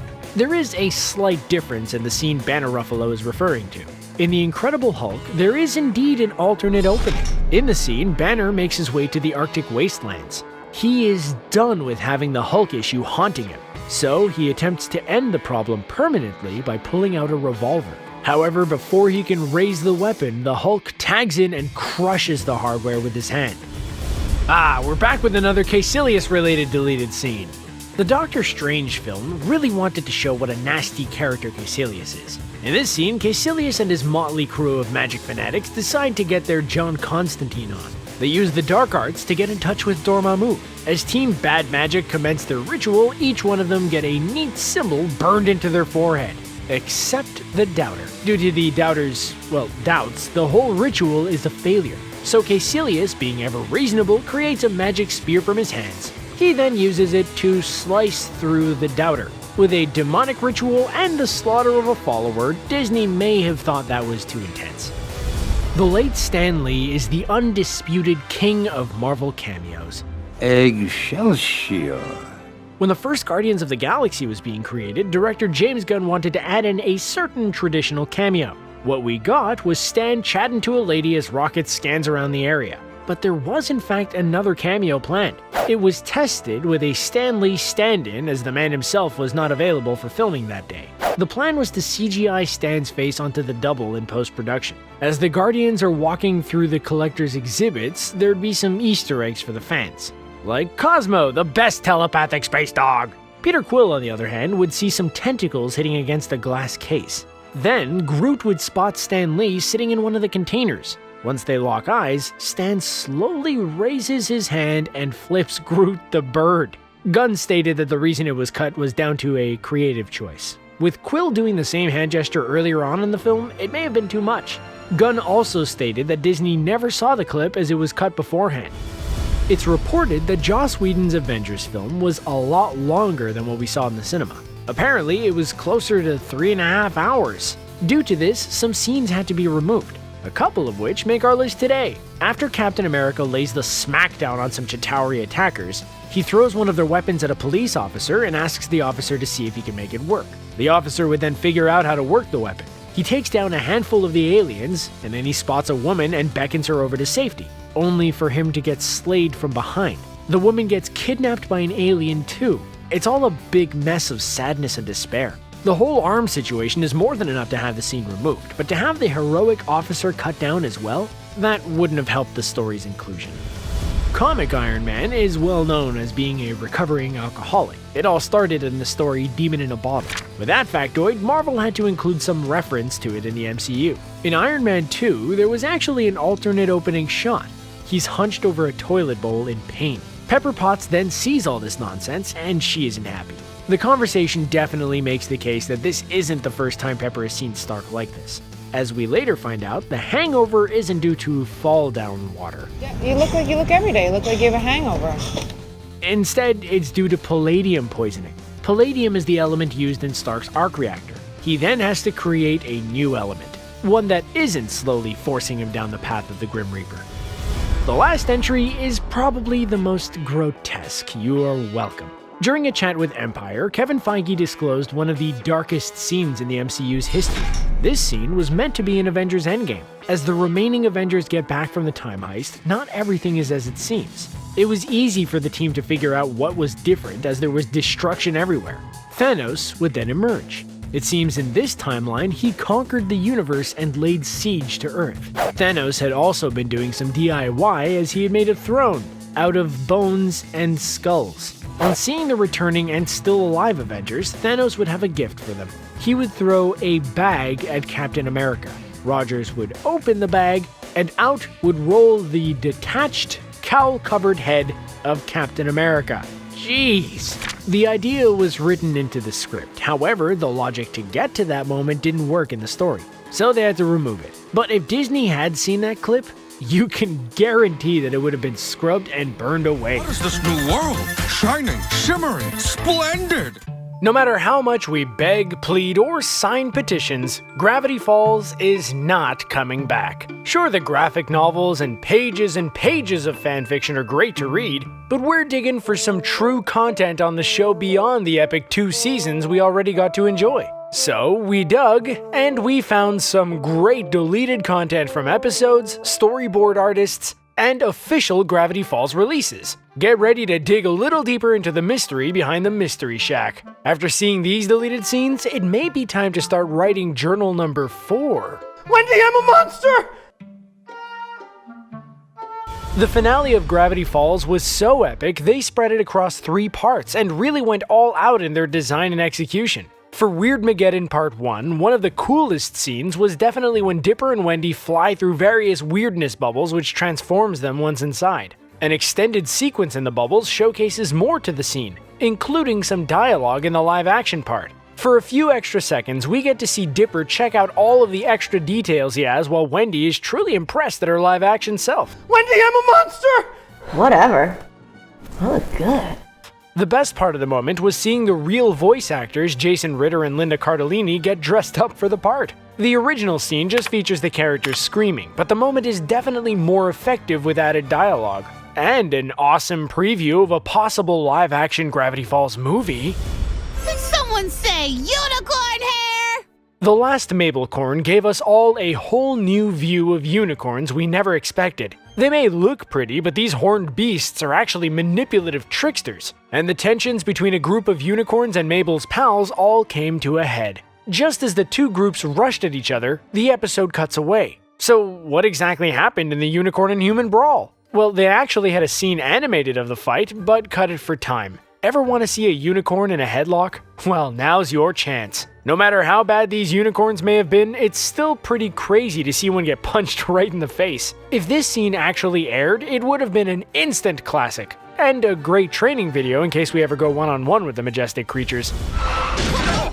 For a show that takes place during a single summer, the writers had to get really creative when introducing various holidays. So, when the time for a Halloween episode came around, they simply created Summerween, and the rest was history. In the episode, there's a quick shot of a flyer for a Summerween party. You may notice the flyer itself features the line, "Not SNP approved." The SNP in the flyer is not some secret message or hidden monster. It actually stands for Standards and Practices, the team that analyzes show episodes and determines exactly what can and cannot make it to air. The reason this line was added? Because the original episode featured a line about the party featuring Spin the Bottle. Despite having other episodes actually mention the classic preteen party game, Disney put their foot down and didn't let the line fly. Show creator Alex Hirsch replaced it with a dig at S&P.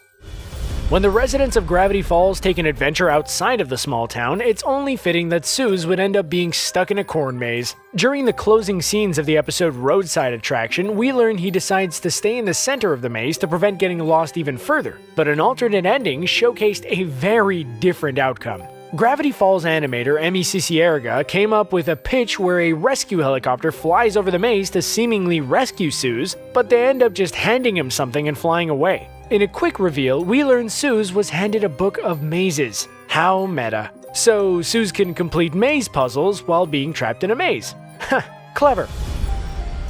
Gravity Falls has definitely pushed the limits over the years when it comes to visual gags, mostly in the crazy monster department. For the Weirdmageddon finale episodes, Alex Hirsch tried getting away with as much as possible, but this next deleted scene wouldn't fly on any cartoon. While stuck in Mabel's perfect world, Mabelland, Dipper meets the so-called perfect version of himself, Dippy Fresh. Wiggity, what's up, dude bros? I'm Dippy Fresh. Towards the end of the episode, a scene was written where Dipper confronts Dippy, literally snapping his neck and turning his head 180 degrees. Jeez, even for a cartoon, that's a little too graphic. We're surprised Disney even let the cut storyboards get released. Dipper has shown some pretty brave moments over the 2 seasons, but this attack was downright sadistic.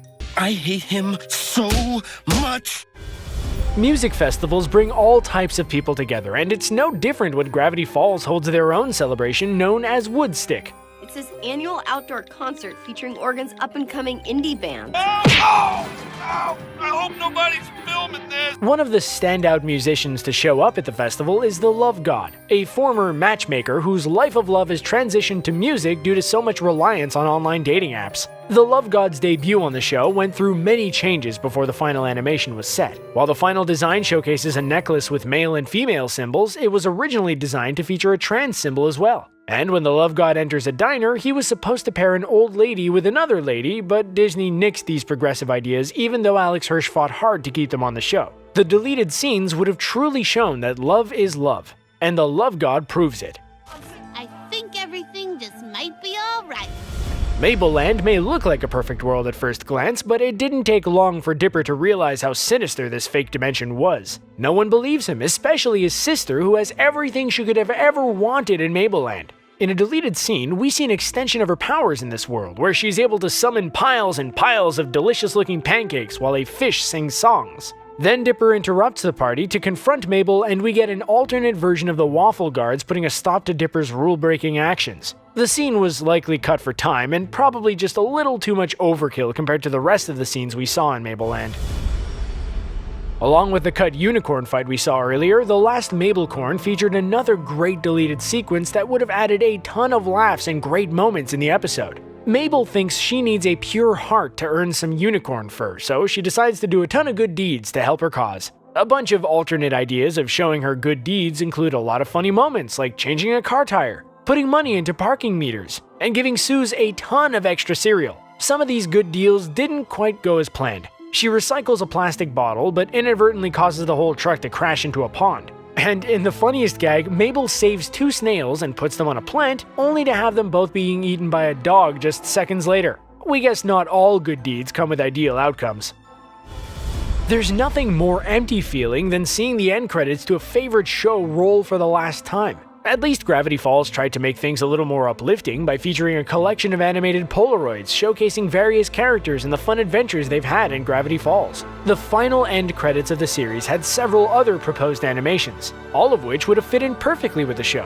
One of the highlights include Ford and Stan trying to woo the same lady on a bench and then blaming each other when she gets scared away. There's another fun one where Dipper, Mabel, and Wendy race down a hill in a shopping cart. One of our favorites is probably Suze and Dipper both wearing their Pterodactyl Bros t-shirts as a nice callback to the Land Before Swine episode. The Season 2 episode Into the Bunker not only unraveled a lot of the overall mystery of the show, but took a lot of time exploring the budding relationship between Dipper and Wendy. When the two end up in a closet together, the closet turns out to be a hidden pathway to a secret laboratory. While on the show we see them get decontaminated really quickly before entering the room, the extended decontamination scene brought these two a lot closer together. While placed in the tight quarters together, Dipper and Wendy are tossed around and Dipper practically gets to second base while he's forced right into Wendy's chest. The close-up visual was obviously way too much for Disney standards. If the show wouldn't even allow text reading "spin the bottle," then Dipper's face nuzzled into Wendy would be a huge no-go. Thanks to modern-day DVR technology, it's all too common to skip show theme songs and get right into the good stuff. But there's something about the Gravity Falls theme song and great visuals that kept us watching over and over again. The great music track doesn't need lyrics to entertain, but it originally did have some lyrics, and they weren't half bad. The music was mixed slightly differently and had the vibe of classic monster sitcoms like The Addams Family or The Munsters. By 3 or 4 episodes, we would have all been singing along with this tune. But we're not complaining too much because the score they settled with is perfect for the show. The episode Dreamscapers features one of the earliest appearances of Bill Cipher, but the character was supposed to be introduced in a very different way. A sequence in the beginning of the episode was going to enter the mind of Dipper and showcase a nightmare where he's essentially haunted by Bill. Before this, we follow Gideon, who summons Bill from his room rather than outside. Some big laughs come in the scene when Gideon's dad walks into his room, but once the location is changed for the real episode, there was a reason this had to be cut. By delaying the debut of Bill and building up his presence, the character is more effective. The scene only got as far as a storyboarding sequence, but we would love to see the completed animations for their full dramatic effect.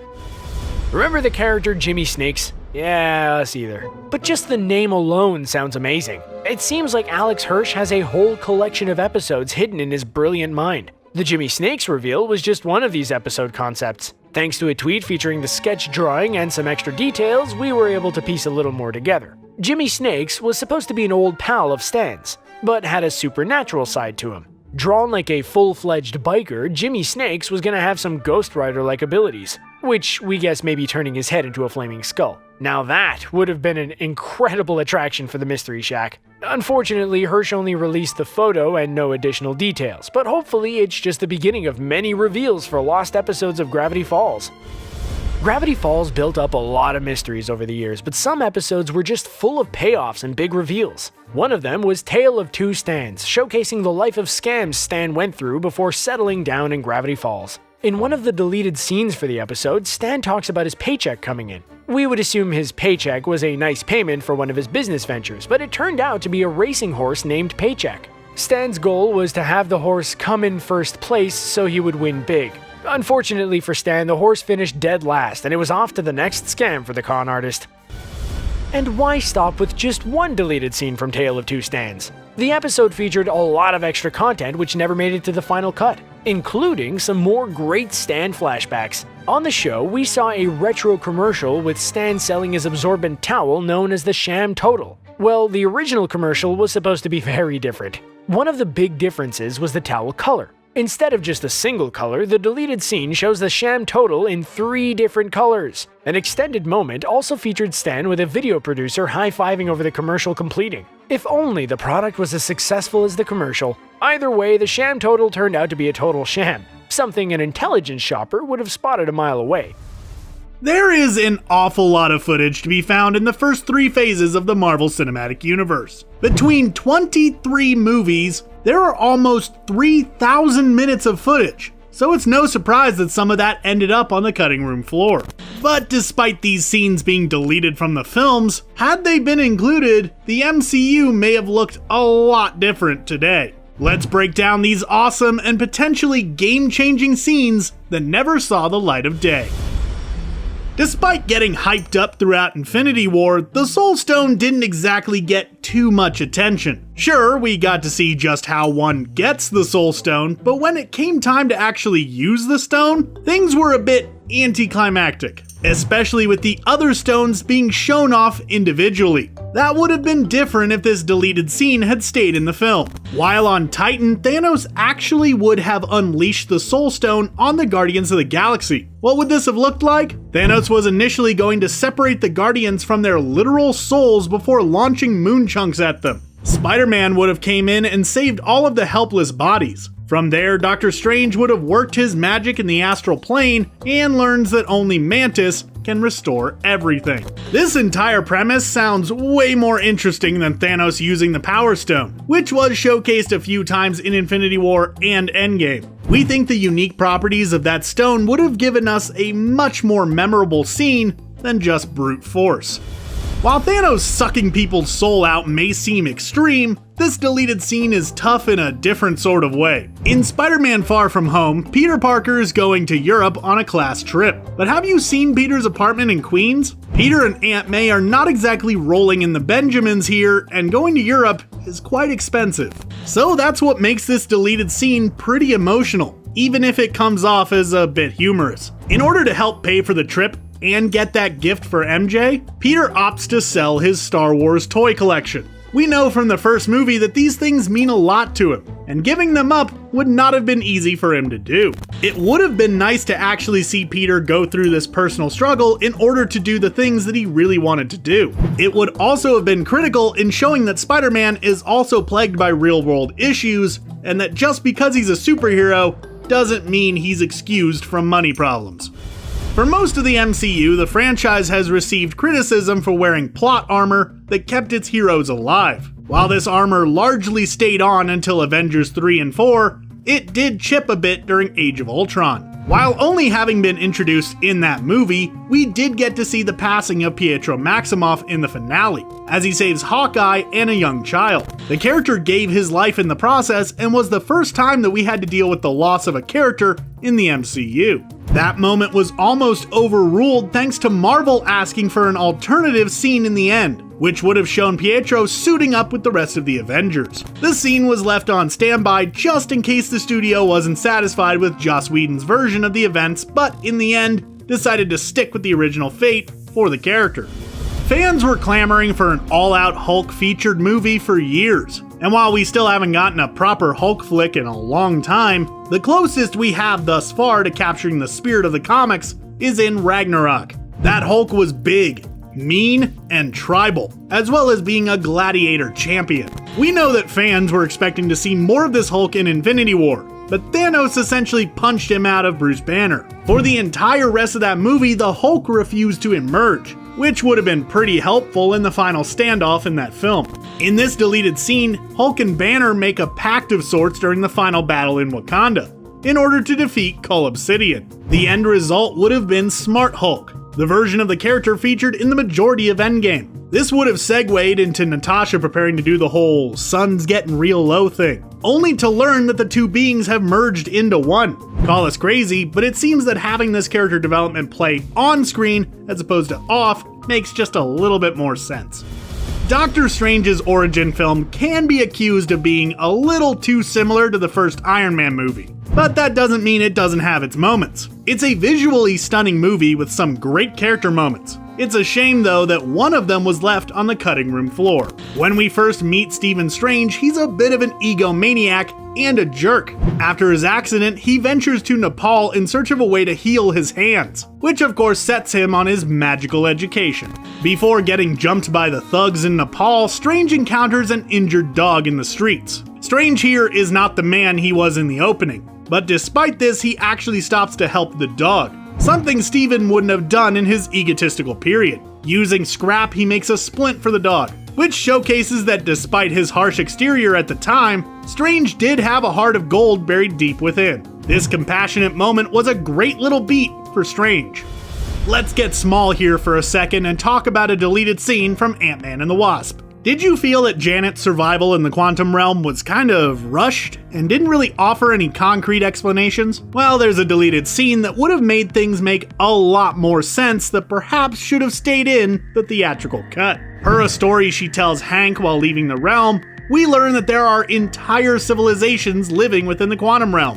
Due to their insanely small size, they have gone by unnoticed. By interacting with other beings and life forms during her extended stay in the quantum realm, we would have understood more about how Janet was able to survive for so long. Instead, we were kinda left to assume she was just wandering and scavenging. The idea of micro-societies sounds pretty cool, and we hope that Ant-Man 3 further explores this concept when it comes out in 2022. We all love Spider-Man Into the Spider-Verse, right? The animated feature saw the cinematic debut of Miles Morales, and the movie was a trippy comic book delight for web-slinger fans. But while Miles may exist in the Sony Spider-Verse currently, the weird relationship between Sony and Marvel with Peter Parker may hint towards a bridge being made if this deleted scene is anything to go by. In Spider-Man Homecoming, Peter Parker confronts Donald Glover's character, Aaron Davis. You may remember that name now thanks to Spider-Verse. Davis is Miles' shifty uncle. Things get better though in the deleted part of this confrontational scene. After Spidey tells Aaron that webbing won't dissolve for another 2 hours, Aaron whips out his cell to make a call. Instead of sending goons or passing information, he calls his nephew to tell him that he's not going to be able to make their planned meeting. This confirms that Miles Morales does indeed exist in the MCU, and here's hoping that Parker recruits Miles for his next feature, because he's certainly going to need some help due to the finale of Far From Home. At the end of Avengers Endgame, Tony Stark makes the ultimate sacrifice to ensure that Thanos and his horde don't succeed yet again. It's a huge loss, and certainly an emotional one. After passing away in Pepper's arms, the rest of Earth's mightiest heroes and their allies would have all taken a knee to honor the fallen Iron Man. Even those who have never heard of Iron Man take a knee as they witnessed his heroics and have likely heard about him through other allies. Everyone except for one, that is. The new Gamora can be seen off in the distance, walking away from the tribute. She had no idea who this Tony Stark person was, and very much feels like a stranger in a strange land. This not only would have been an emotional knockout, but would have offered us a glimpse at Gamora's mindset and decision making. Instead, we simply learn that she vanished through some dialogue, which isn't as impactful.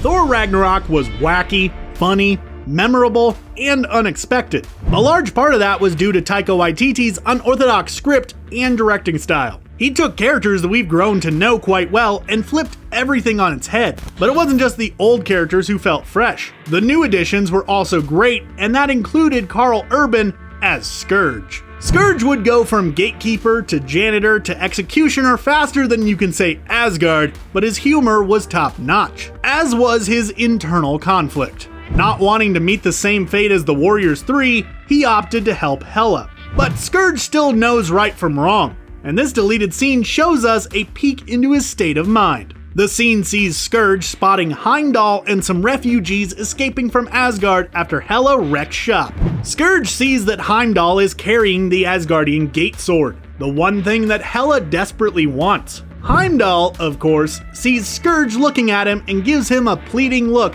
not to report this into Hela. The whole scene is an interesting moment for the character, whose loyalties are being tested. Maybe Marvel thought that we couldn't handle too many emotions at the end of the 3-hour epic that was Endgame, which may explain why this scene was cut. After declaring that he is Iron Man and snapping his fingers, Tony stops Thanos once and for all. But unlike Thanos, Tony didn't get a vision, at least not in the theatrical cut. But the Russo brothers did shoot a scene that echoes Thanos' conversation with Gamora in Infinity War. This time, Tony steps into the Soul Realm and sees Morgan Stark as a teenager. Played by Catherine Langford, this version of Morgan reassures Tony that she's incredibly proud of her father and what he's done, giving Tony a sense of peace before his end, despite his initial worries that he may have made a mistake, knowing that he won't get to see Morgan grow up. But in the end, the world is safe, and that's worth the sacrifice. He even gets to tell Morgan that he loves her 3000 one more time, because this scene just had to lay on the tears apparently. All the Star Wars movies clock in at over 2 hours. In fact, The Last Jedi is the longest one yet at 2.5 hours long. So it's probably a good thing that a lot of scenes get cut from them, because Star Wars is awesome, but also we have, stuff to do. 2.5 hours.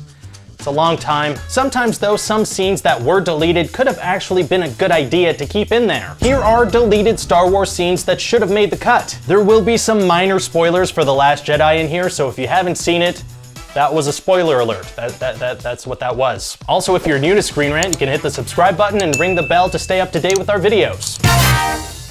One of the things we seem to know for sure based on the trailers for The Last Jedi was that in the movie, Luke was gonna train Rey. And yeah, we did see that happen, but not that much. Like, he makes her meditate, but that's about it. Well, according to writer-director Rian Johnson, there was a lot more of that. He said, quote, "There's a massive sequence that we shot with Daisy and Mark, which is kind of an additional sort of trial test that she goes through. It involves her and Mark and then a big emotional scene between the two of them. I mean, it's big stuff. It's like actual real scenes." That kind of sounds like they're already promoting an extended cut, so stay tuned for that, I guess.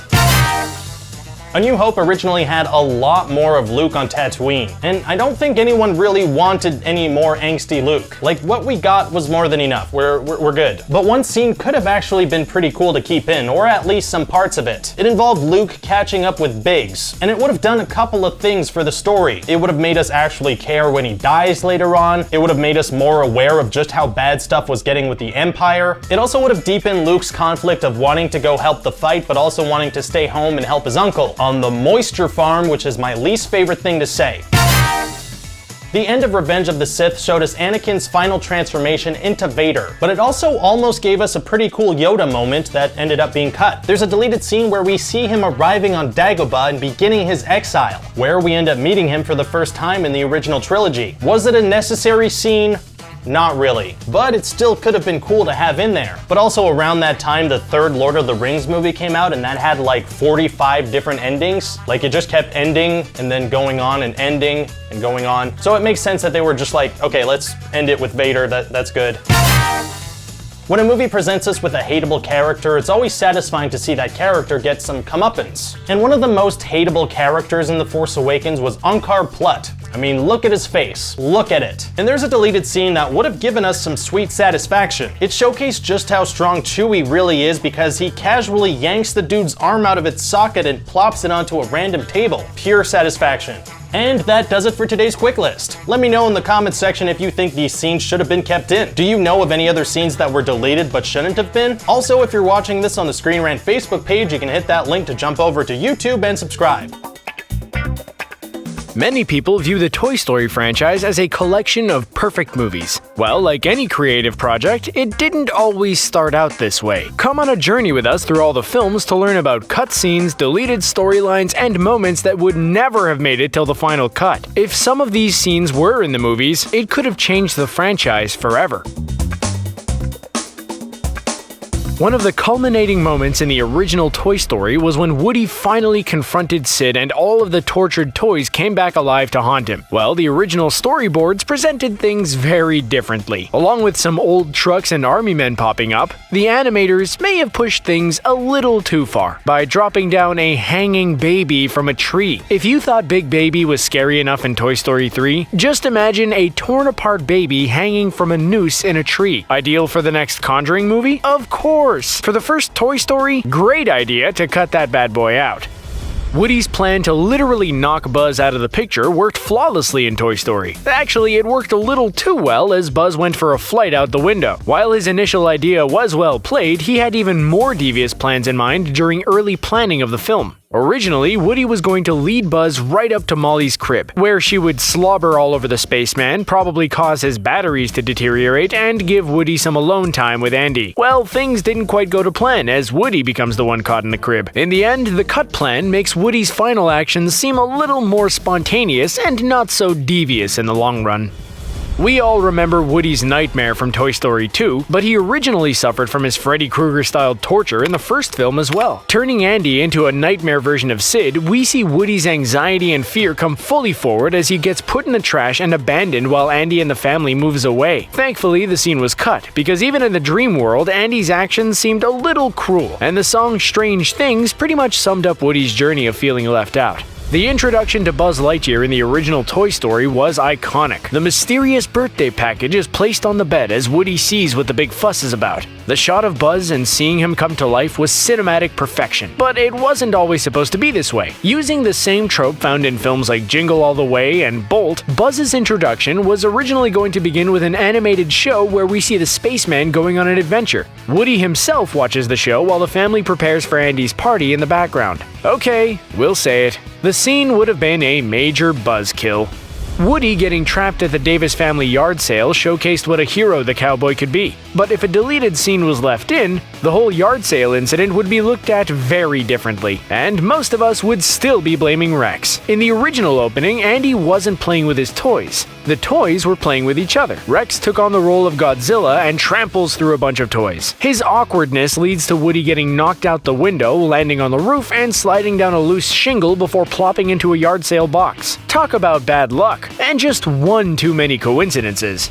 Woody the Cowboy and Buzz the Spaceman, two opposites and two best friends. Now close your eyes, go ahead, and picture them both as a ventriloquist dummy and a tin soldier. Yeah, not quite the same feelings there, right? Well, this was the original plan when the movie was first being developed. Eventually, the Tin Man was replaced with a space cowboy, but Woody was kept as the oversized dummy. And it is not the classic Disney characters that we've come to know and love. Woody is actually kind of scary looking, and the naive Buzz looks a little bit like Big Hero 6's Baymax all suited up for an adventure. We've all heard the rumors before, and they're true. Disney was ready to part ways with Pixar and make a Toy Story sequel all their own. Well, before Toy Story 3 was released, their version involved a major recall to Buzz Lightyear, which would send the beloved character to Taiwan. Can you imagine watching the international trip film over the emotional send-off with Andy instead? Yeah, neither can we. And it probably would have been followed with some other disasters like a Mr. Potato Head spin-off featuring the misadventures of raising alien children, or a Rex-style Jurassic Park ripoff. Okay, that last one actually sounds pretty great. The cancelled Toy Story 3 was not just going to feature a story of Buzz being shipped across the globe, but a slew of other new characters we'll never get to see in the franchise. Among the characters was a new and improved Buzz Lightyear. He looked more realistic, was taller, and seemed to be based off of some type of live-action Buzz Lightyear production. Other characters included a lot of recalled toys. Think a modern-day version of Rudolph's Misfit Island. There was Handy Hans, a toy with a Swiss Army knife built into his back. Then there's Cindy Scissors, a girl's doll with scissors for legs. It's like Sid grew up and became a toy designer. Woody made some pretty bad decisions when his jealousy of Buzz got the best of him, but we still love the pull-string cowboy, and he has more than made up for his actions. Initially, plans for Woody may have made him the most unlikable character in a children's movie ever. Yes, even worse than Jar Jar Binks. In a deleted scene, Woody tosses Buzz out the window without a second thought and then lashes out against all the other toys. Even though he's a big jerk, we couldn't help but laugh at Woody insulting Slinky Dog by calling him a spring wiener. One of the more emotional scenes in Toy Story 3 is when all the toys head slowly towards the giant incinerator at the local landfill. Just when we think the toys will be turned into a glob of melted plastic, the trusty Pizza Planet aliens rescue the toys with their giant claw. But what if the aliens didn't reach the claw in time? This was the idea of the long-lost Toy Story 3 ending, which we're pretty sure was made as a prank. But a cruel prank at that. An early cut of the film ends just as the toys nearly reach the flames. Just imagine how many children's lives would be changed if this ending actually existed. Pixar has always been in the unique position of avoiding the traditional Disney musical. And yes, Coco is not considered a musical either. For the original Toy Story, Disney honchos stepped in and presented the filmmakers with a number of songs for the movie. Thankfully, Pixar was adamant about nixing the idea and had a great compromise with the music of Randy Newman instead. Can you imagine singing along with the little green aliens to a catchy tune like Here Comes the Claw? Yeah, thankfully, Pixar stuck to their guns and kept their whole new form of storytelling alive and well. In Toy Story 3, we follow the love story between Barbie and Ken, but the movie could have ended with a wedding no one expected. In a cut scene revealed through unused footage from the Toy Story 3 video game, we get to see Bonnie and Andy play with their toys and come up with one heck of a storyline. Bonnie uses Dolly as a witch, and the witch meets up with the evil Dr. Porkchop. Together, the two hatch a plan to get married and have a giant wedding cake filled with poison to feed their guests. Talk about a twist ending. Not only was the scene cut from the movie, but never ended up being used in the video game either. In the original Toy Story, we see the destruction of Combat Carl at the hands of Sid, but there may have been even more dastardly stories involving the evil kid next door. A cut scene features a very traumatized Tiger Rattle who tells the story of another Rattle who was pretty much tortured by Sid. Obviously, seeing Combat Carl get blown up was bad enough. The Rattle story of acid, burning, and more toy destruction would have been a little overkill. Plus, the whole Tiger Rattle was a pretty intense toy for Molly to have in the first place. Lotso Bear was one of the greatest creations added to the Toy Story franchise. The character was a great villain, had a sad backstory, and provided a ton of drama for the adventures at Sunnyside Daycare. In the early stages of storyboarding for Toy Story 3, Lotso Bear was being planned as a Care Bear instead of his own original design. Imagine how much the whole Care Bear continuity would be thrown for a loop if Lotso became an official part of the franchise. We would love to see the crossover where Lotso stars in an actual Care Bears movie. The original Toy Story opening is near perfection. Andy and Woody play together, save Bo Peep, and make you wish you were a kid again playing with your toys. Well, instead of displaying the duo as best buds, the original opening pitted Andy and Woody against each other. The boxes were still turned into buildings, but Andy played the role of the villain as he had a shootout with his sheriff toy. The opening still would have been great, but missed out on some of the key bonding factors featured in the final creation. After a couple of movies, Rex finally found himself a dino companion in the form of Trixie in Toy Story 3. We all know Trixie is the ambitious, competitive, video game-loving dinosaur, but it wasn't always supposed to be this way. Original concept art from the Art of Toy Story 3 book reveals that Trixie was originally conceived as part of the Lotso gang at Sunnyside Daycare. We're pretty thankful they flipped the switch on her and made her the likable dinosaur she ended up being. The character was so popular, she was one of the main focuses of Toy Story that time forgot. There's nothing like a good Toy Story short to hold us over before the next film gets released. Pixar has churned out a number of these shorts over the years, including Small Fry and Toy Story of Terror. In 2013, we were supposed to get another short entitled The Mythic Rock, but the project was mysteriously scrapped with no further details on a release. What was the Mythic Rock? Did Bonnie get a pet rock? Do the toys go see a psychic? Does Bonnie start a garden with some type of magical rock in the centerpiece? We want answers, Pixar, and unfortunately, we'll probably never get them.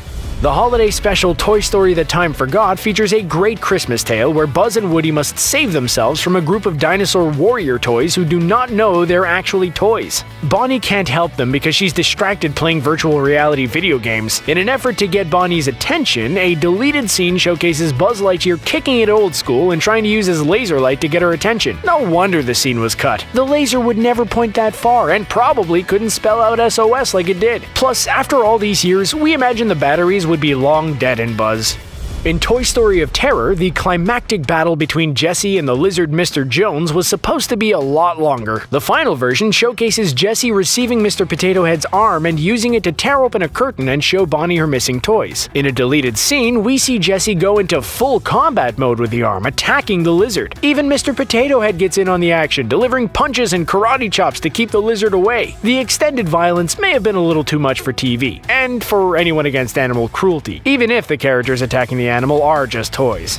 One of the big subplots in Toy Story 2 is the battle between Zurg and Buzz Lightyear. The movie features a happy ending between the two as the toy store Buzz finds out Zurg is his father, and they decide to play catch together. Well, in a deleted scene, Zurg's outcome was supposed to be very different. After Buzz takes out Zurg's ball-launching battery, he leads him straight into the middle of a Rock'em Sock'em ring where the two robot boxers take turns punching out Zurg. The ending was a far cry from the real outcome, which turned Zurg into a sympathetic character. Movies are all about having proper runtimes, the right flow, and following a central story. From the script to the final edits, there is a lot that gets cut along the way. For some movies, these cuts may lead to major plot holes. See how some of the deleted scenes in blockbuster films like Harry Potter and The Force Awakens help fill these gaps and allow story elements to make more sense. Before you watch, click subscribe. You'll join our notification squad and be the first to know of new Screen Rant content. I like this thing. Star Wars: The Force Awakens. The first day at a new job can be rough on anyone, but for Finn, things got a little crazy. After witnessing the deaths of his coworkers and getting blood smeared on the new uniform, he not only decides to quit, but join in with the resistance fight against the First Order. Seems like a drastic move, but a deleted scene dove into a much darker reason Finn ditched the Stormtrooper helmet so quickly. While invading the planet Jakku, Finn follows orders until he comes across a mother with an infant child. Seeing their desperate pleas, Finn realized his mission wasn't so black and white. Adding the moment would have been a little dark, but added some more emotional layers to Finn's journey. You. Wow. Gnarly. The Goonies. One of the biggest Goonies mysteries of all time was a quick piece of dialogue from Data near the end of the film. While talking about the adventure they all just went on, Data mentions facing off against a giant octopus. The line really made no sense considering there was no octopus in the film. Years later, deleted scenes were finally released and everyone got to see the giant octopus they all came across. Sitting in the murky waters outside the pirate ship, the octopus attacked multiple children with its tentacles before a cassette player blaring loud music was shoved into its mouth. Welcome to Earth. Independence Day.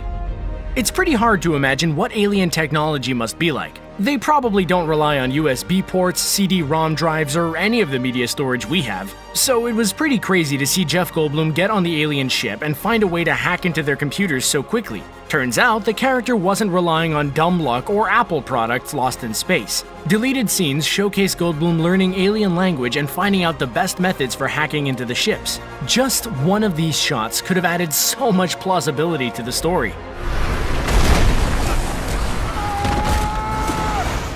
Star Trek. J.J. Abrams' reboot of the Star Trek movie franchise was filled with plenty of memorable moments along with a whole lot of questions. One of these questions revolved around the whereabouts of the main villain, Nero. In the opening scenes, Nero appears and kills Captain Kirk's father on the day the captain was born. Years later, Nero decides to return with no significance to the point or date. Deleted scenes showcase why Nero waited so long. He was held up in a prison where he was often tortured while also making his plans to cause havoc once again. Not only do the scenes show where Nero went, but help explain more of his evil motives. What's happening out there? Shall I describe it to you? Lord of the Rings: The Two Towers. The Lord of the Rings trilogy was incredibly detailed with a lot of depth to every character shown on screen. With so much content, there was bound to be scenes cut from the final film. Unfortunately for the character of Boromir, his cut scenes made his character feel random and inconsistent. At some points, he would get along with his hobbit buddies. Then there were moments where he could have easily murdered them. Some deleted scenes showcase the reasoning. Boromir's dad was a cruel man who constantly tortured his son emotionally. The struggle to possess the power of the ring was real, and Boromir felt obliged to follow his father's orders, often leading to conflicting feelings and actions. They used to pull the hog out and they used to eat it. You're hypocrites! All of you! Groundhog Day. Groundhog Day may be one of the most brilliant and thought-provoking comedies, even all these years later. After seeing Bill Murray live out each day over and over and over, a single question comes to mind. Why? Well, early plans for the film actually featured the character getting cursed by a scorned ex-girlfriend. The only way for him to break the Groundhog Day curse would be to find true love. While the explanation fits, it may have made the first act a little too long. Terminator 3. When creating a spy soldier who travels through time, choosing a 6'2" bodybuilder isn't typically the most conspicuous option. In some really long deleted scenes for Terminator 3, we get more answers about how Arnold was chosen as the model for the T-800. In the scene, we meet Master Sergeant William Candy, a character also played by Schwarzenegger. The goal was to use his body and size to create an army of soldiers instead of having to use real soldiers in battle. Hi! I'm Chief Master Sergeant William Candy. Oddly, the Candy character used a much different voice than Schwarzenegger's natural tones. Aliens. In the Alien franchise, we see Ripley doing what Ripley does best: blasting aliens into outer space and never looking back on her journey. Some may argue the character is a one-dimensional alien-killing machine, but a deleted scene from the sequel Aliens showcased a different side of her. Waking up multiple decades after a deep sleep in space, Ripley learns her daughter had passed away just weeks prior. She had no chance of seeing her daughter again, and the scene showcases her breaking down at the news. Obviously, Ripley's journey would have been a lot more focused on vengeance than just spreading massive amounts of alien guts if the scene was kept in. Is Darth Vader my father? Return of the Jedi. We've spent years blaming Obi-Wan for keeping Luke's family history from him for so long, but the secrets were actually held by another Jedi Master who Obi-Wan was simply obeying. In a deleted scene from Return of the Jedi, Yoda lays on his deathbed and reveals the absolute truth to Luke. In fear of Luke following the path of his own father, Yoda forced Obi-Wan to hide the truth from him. We could blame Yoda, or we could thank him for the classic scene in Empire Strikes Back where Vader reveals the truth to his own son. Voldemort. Harry Potter and the Deathly Hallows. In Harry Potter and the Deathly Hallows, it feels like Harry cannot catch a break. No matter where he goes, the Death Eaters find him. Then, like a wave of a magic wand, the Death Eaters disappear and Harry is able to go into hiding once again. It turns out it was no magic trick and actually a deleted scene which revealed the truth. Harry had been using the name Voldemort over and over again. Each time he uttered the name, Death Eaters were made aware of Harry's location. After Ron tells him what's happening, Harry keeps mum on the name and the Death Eaters begin running around like lost dogs as they're unable to find Harry. He's out of his gourd. Over the past few years, you've probably seen the headlines that pop up every few days. This deleted scene changes everything! You've also noticed that these deleted scenes actually don't change everything because they were removed from the final cut of the film. Even so, we watch the videos and read the articles, but why? Well, seeing a deleted scene, we know that it was supposed to be in the movie at first, but then it got taken out. This knowledge brings us one step closer to the people making the movies we love. It gives us insight into the decision-making processes of the people we admire. Over the years, this has grown into an obsession. We've tried to get, and have been given, increasing amounts of behind-the-scenes access, but where does this desire come from, and where will it lead? So, if the whole draw of deleted scenes is that they make the viewers feel like they're part of the movie-making process, like they're getting a window into how editing decisions get made, it's probably worth looking at who makes these decisions. Obviously, the editor is a big part. But the editor is also supervised, or at least in consultation with the director. But the director, who's supposed to be the brains behind the whole operation, is also beholden to the studio, and the studio cares about money more than anything else. The director of American History X, Tony Kaye, perfectly illustrates this tension between art and money and the mythology that's bubbled up around it. Before directing movies, he directed TV ads. These ads were not conventional by any means. Some of them are so artistic that they border on incomprehensible, like these ads for tires. American History X was his first feature and he wanted to bring the same uncompromising ethos to the big screen. When he turned in the final cut of the movie, the executives at New Line Cinema gave him some edits and the editors cranked out another version. The execs, the producers, and even Ed Norton were all happy with it, but not Tony Kaye. In fact, he was so offended by what he saw as a compromise that he put out full-page ads in Variety and The Hollywood Reporter to protest. One of them quoted a John Lennon lyric, "Everybody's hustling for a buck at a dime. I'll scratch your back if you knife mine." Another quoted the philosopher Edmund Burke, "All that is necessary for the forces of evil to win in the world is for enough good men to do nothing." He threatened to ditch the movie there and then, but after some negotiation, the studio let him go back in the editing room and recut the movie so that it satisfied everyone. Why does this matter? Well, it's an extreme example of a common image, the all-important artiste director clashing with the dull, pencil-pushing executives who only care about PG ratings and their bottom line. This disagreement is central to a lot of the appeal of deleted scenes. But first, let's step back and look at where the idea of a director's cut even comes from. In the 60s and 70s, when directors started to become bigger celebrities and therefore able to sell movies with their names, they were given more creative freedom. People look back on this era and see movies like The Godfather, Raging Bull, etc., and think of it as a kind of golden age of the director. Whether or not that's true, any greatest of all time list for movie directors will be crammed with names from this era. But the distribution of movies wasn't exactly ripe for director's cut re-releases just yet. It took until the early 2000s for the deleted scene and the director's cut to reach peak pop culture relevance.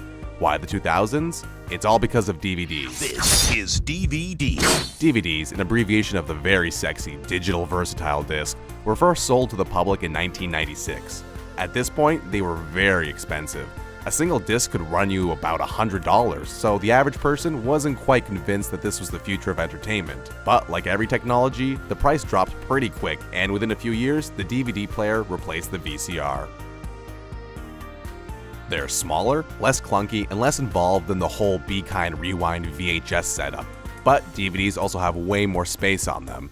So, to sell DVDs, movie studios had to get creative about how to fill all that space. There were, of course, those strange interactive games where you'd use the clunky controls on your remote to choose your own adventure, but there were also a lot of behind-the-scenes content like bloopers, interviews, and deleted scenes. The deleted scenes ended up being the most popular content, even if those clunky games are nostalgic fun, and the movie studios decided to go all in on the moments that were previously lost to the cutting room floor.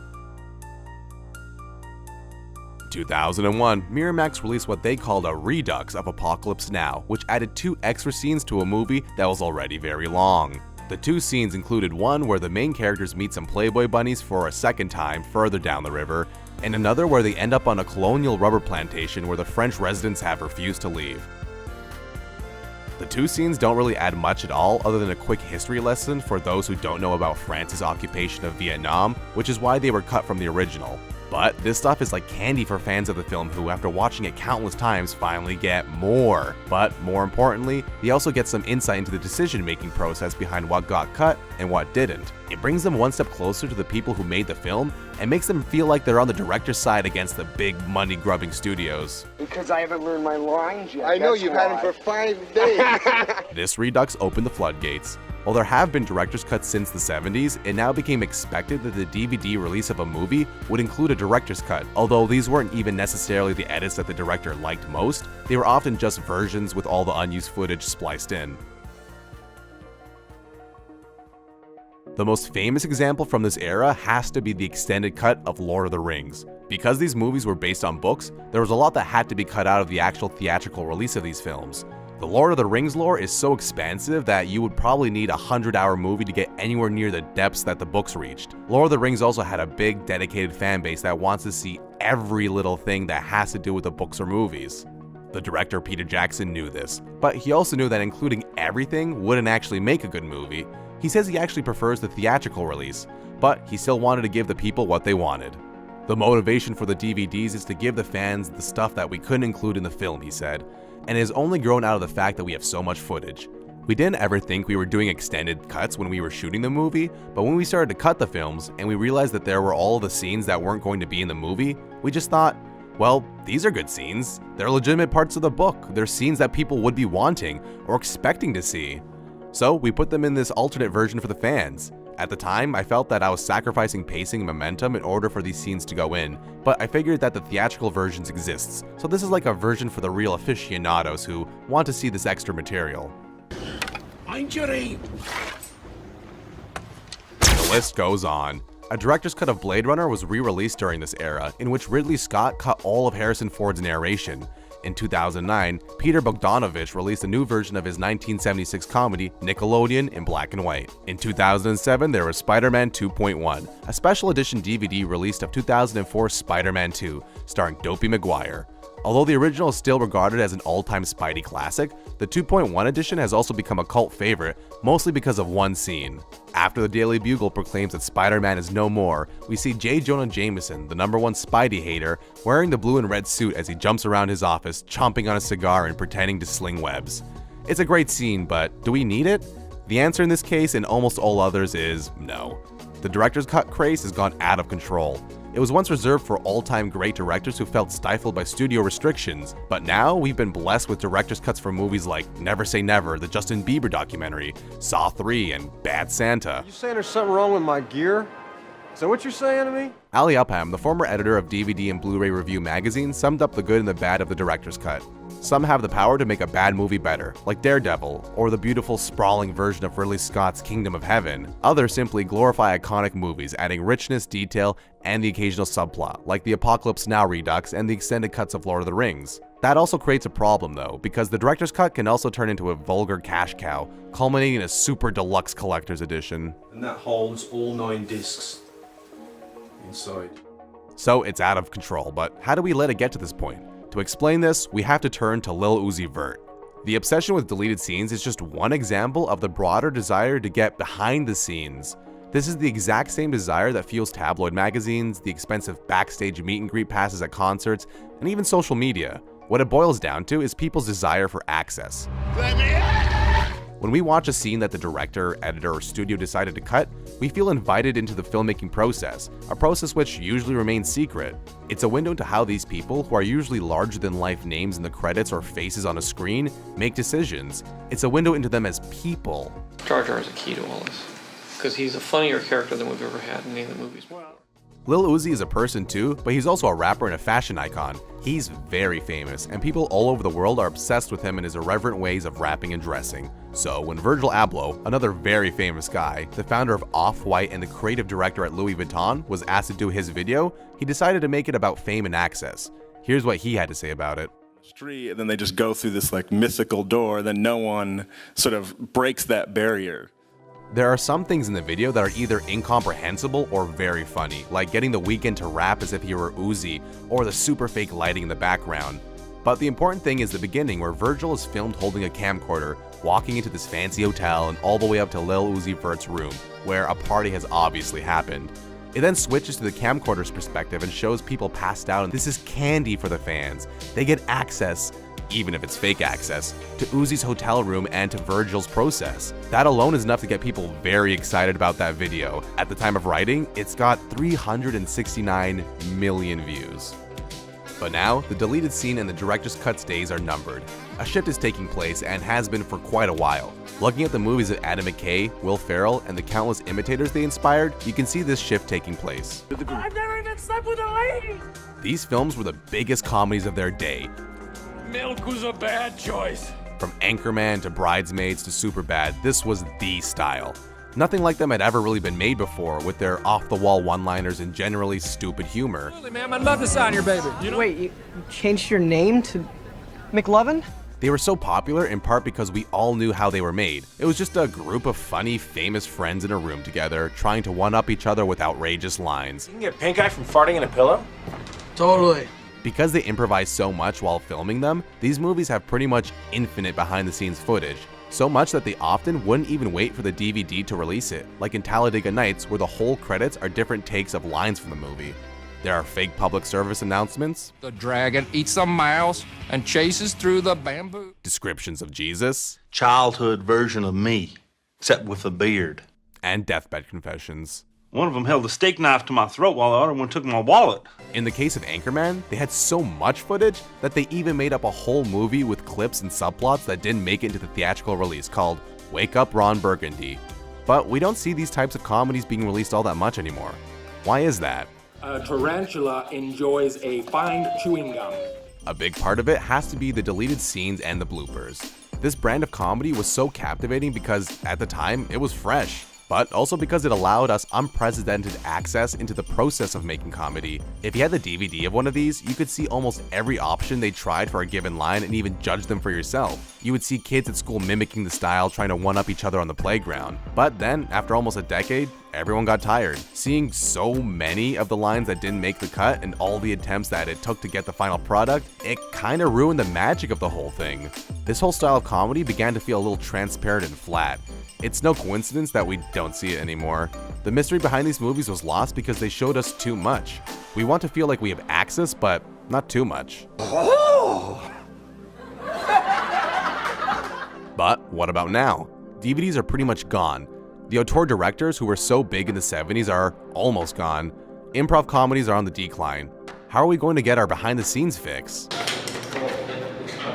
Careful, actor at work, or something just snapped up. A lot of people on the internet are doing their best to convince you that deleted scenes are still the way, that this one deleted scene from Star Wars The Last Jedi changes everything, or that you won't believe these deleted scenes from the MCU even exist. Sure, deleted scenes will probably stick around as long as there are movies, but our craving for exclusive access is being satisfied much more effectively by newer mediums that are all about access, whether it's manufactured or not.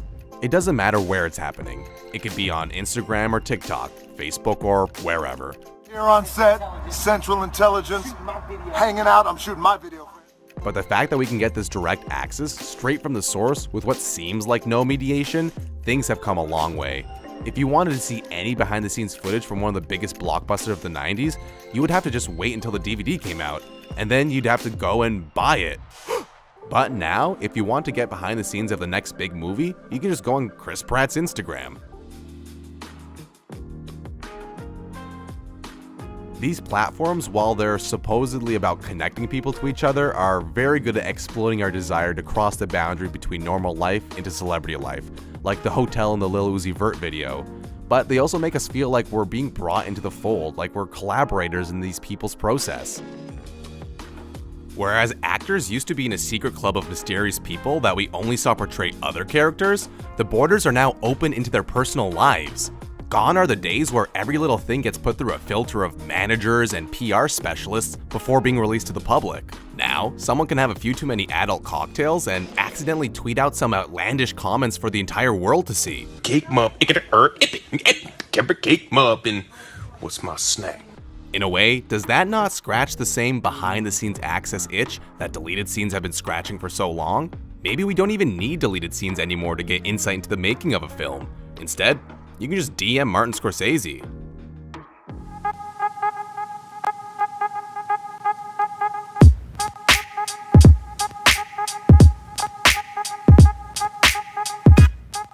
Think you know everything about the MCU? Sit tight. This video is going to give you some details on a new sequence that'll change the way you think about the Marvel Cinematic Universe.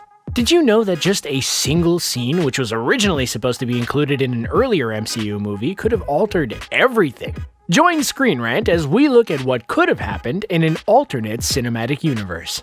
Before we start, if you want more theories about your favorite cinematic universes and you want them in Spanish, then there's a whole new channel made especially for Spanish speakers. It's called De Película. It's dedicated to all the most plausible, most insane, and the most plausibly insane theories out there. Check it out. Since 2008, the MCU has conquered the box office thanks to its storytelling and star power. By assembling a crack team of actors and creative types, they've plotted out a series of high-quality movies that will likely keep the fans happy for the foreseeable future. But what if things back in 2008 went differently? What if Iron Man had a totally different ending? Recently, Marvel Studios head Kevin Feige unveiled a deleted version of the post-credits scene that helped spawn the many sequels we all know and love. As you probably remember, the original post-credits stinger to 2008's Iron Man involved Tony Stark returning home sometime after he revealed to the world that he was in fact a superhero. I am Iron Man. He steps into the darkened living room to find a figure standing by the room's wide windows. It's here that Samuel L. Jackson reveals himself, saying, I'm here to talk to you about the Avenger Initiative. That name drop of the yet-to-be-introduced superhero team was enough to make fans in the audience go crazy. Yet the scene as it was originally intended to play would have shaken things up even further. In September of 2019, at the 45th Annual Saturn Awards, Kevin Feige appeared via a taped segment that introduced the much-talked-about Sam Jackson outtake. In his speech, Feige teased the upcoming Infinity Saga box set, explaining, "We pulled some things out of that vault that we said, we'll never show this to anybody, put it away. We're bringing them out. And I'm about to show you a deleted scene that has never been seen by anyone before right now." Sure, Feige may have exaggerated, after all the whole crew that was on set to film the scene plus whoever assembled the Saturn Award footage had likely seen Sam Jackson utter these deleted lines. So, the footage that he unveiled features Sam Jackson uttering the following bit of dialogue. As if gamma accidents, radioactive bug bites, and assorted mutants weren't enough, I have to deal with a spoiled brat who doesn't play well with others and wants to keep all his toys to himself. This deleted sequence is relatively short, but it's left the fan community wondering, was Marvel planning to include other superheroes much sooner than we originally thought? Also, was Marvel Studios intending to use the versions of characters from the 20th Century Fox films of the early 2000s? The MCU introduced their own version of the Hulk in the 2008 follow-up to Iron Man. In referencing gamma accidents, Marvel Studios must have known that fans watching Iron Man might just recall the big green monster's origin story as told in Ang Lee's 2003 version of the Hulk. And obviously, the radioactive bug bite line refers to Sam Raimi's hugely successful Spider-Man franchise, while the assorted mutants line references the X-Men franchise. Perhaps in 2008, there were talks to include these characters, as played by Tobey Maguire, Hugh Jackman, and an assorted all-star cast. Class dismissed. If so, these talks between Marvel Studios and 20th Century Fox would have happened much earlier than we all previously thought. It's likely that the MCU creative team had multiple versions of this Iron Man scene in the can in the event Marvel Studios was able to ink out a deal with 20th Century Fox. If such a deal were to happen, it would have occurred in the decade before the actual merger went through under the Disney banner. It's not out of the realm of possibility that Kevin Feige, an executive producer on the third movie in each franchise, X-Men The Last Stand and Spider-Man 3, would be attempting to unite all of the Marvel characters into a singular film series. As we all learned from the fallout between Marvel Studios and Sony, these deals are difficult and conversations can take a lot of twists and turns before all parties are happy with the result. This whole fiasco just goes to show that it's very hard to get major studios to work together. So while we fans didn't learn of the potential for a crossover between the MCU, X-Men, and Raimi's Spider-Man series, it just was not meant to be. At least, not back in 2008. It wasn't until Captain America Civil War that a new iteration of Spider-Man joined Marvel Cinematic Universe. Big fan of Spider-Man? Yeah, we'll talk about it later. That said, if Tobey Maguire's Spider-Man joined the MCU, how would that have changed the Infinity Saga as we know it? Pizza time. Would they have adopted a similar visual style to Sam Raimi's, which really shined in Spider-Man 2, particularly with all those crash zooms during the Dr. Octopus surgery scene? With Spider-Man introduced into the MCU as a character with a firmly established backstory, would he have held a leadership position? Would many of the other characters have deferred to him during the Battle of New York? After all, the guy knows his territory. With Tobey Maguire in the spider suit, there would be room for a lot of storytelling opportunities in the MCU. That said, we would have been robbed of all the fun high school hijinks that Tom Holland's youthful Spider-Man provides. Also, we wouldn't have seen Tony act as Peter's mentor, which creates an interesting father-son dynamic for the unsentimental Tony and the hyperactive Peter. Crime-fighting Spider. You're Spider-Boy? Both characters complement each other and fill a void in the other's life. Their partnership adds a nice touch to the overall Infinity Saga story arc, giving an extra dose of frenetic physicality to the action scenes and spicing up the interactions between the Avengers. In an alternate world where Tobey Maguire is the character beyond Spider-Man 3, we'd lose this dynamic. As played by Maguire, Peter Parker is more subdued and introspective than the Tom Holland iteration, who wears his heart on his sleeve. Sure, Holland's version of the character hasn't yet matured into the wisecracking and self-aware Spider-Man that we often see in the comics, but he's bursting with personality, and he's on his way to maturing into a hero who fully accepts the great responsibilities that come with his powers. For the sake of this video, let's imagine what a Tobey-inclusive MCU would have been like. First of all, when would the guy have been introduced? Following Spider-Man 3, the series faced some setbacks in the storytelling department. Look at little Goblin Jr. At the time, director Sam Raimi was reluctant to include Venom because of the character's otherworldly interstellar origins. It just didn't seem to fit with the vibe of that series of Spider-Man movies. I missed the part where that's my problem. Yet the studio was looking to give the audience more bang for their buck and thought that the symbiote suit posed some interesting storytelling possibilities for everyone's favorite web-slinger. Raimi acquiesced, and we got the Spider-Man 3 that we all remember. You'll get your rent when you fix this damn door!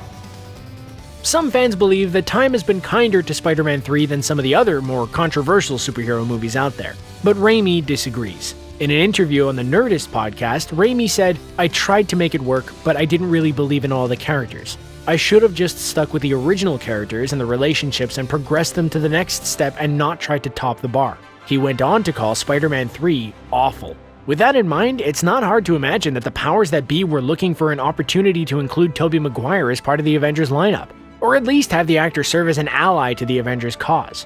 Ironically, that Avengers film would accomplish something else that once seemed impossible. They plausibly established the existence of aliens and all-powerful interstellar beings in a comic book movie. But there was a time when it seemed impossible to get mainstream audiences to respect a film that featured both crime-fighting people in tights and visitors from outer space. As we said before, Spider-Man 3 introduced the alien-based symbiote suit, but many members of the audience didn't seem to take that seriously. In terms of comic book movie storytelling, we really can't overstate how groundbreaking that first Avengers film was. Consider the MCU's ability to balance the personal standalone films that focused on individuals like Iron Man and Captain America, along with the epic and earth-shattering nature of the Avengers team-up films. With all these factors in mind, the MCU stands alone, giving us storylines that are as diverse as the characters inhabiting their universe.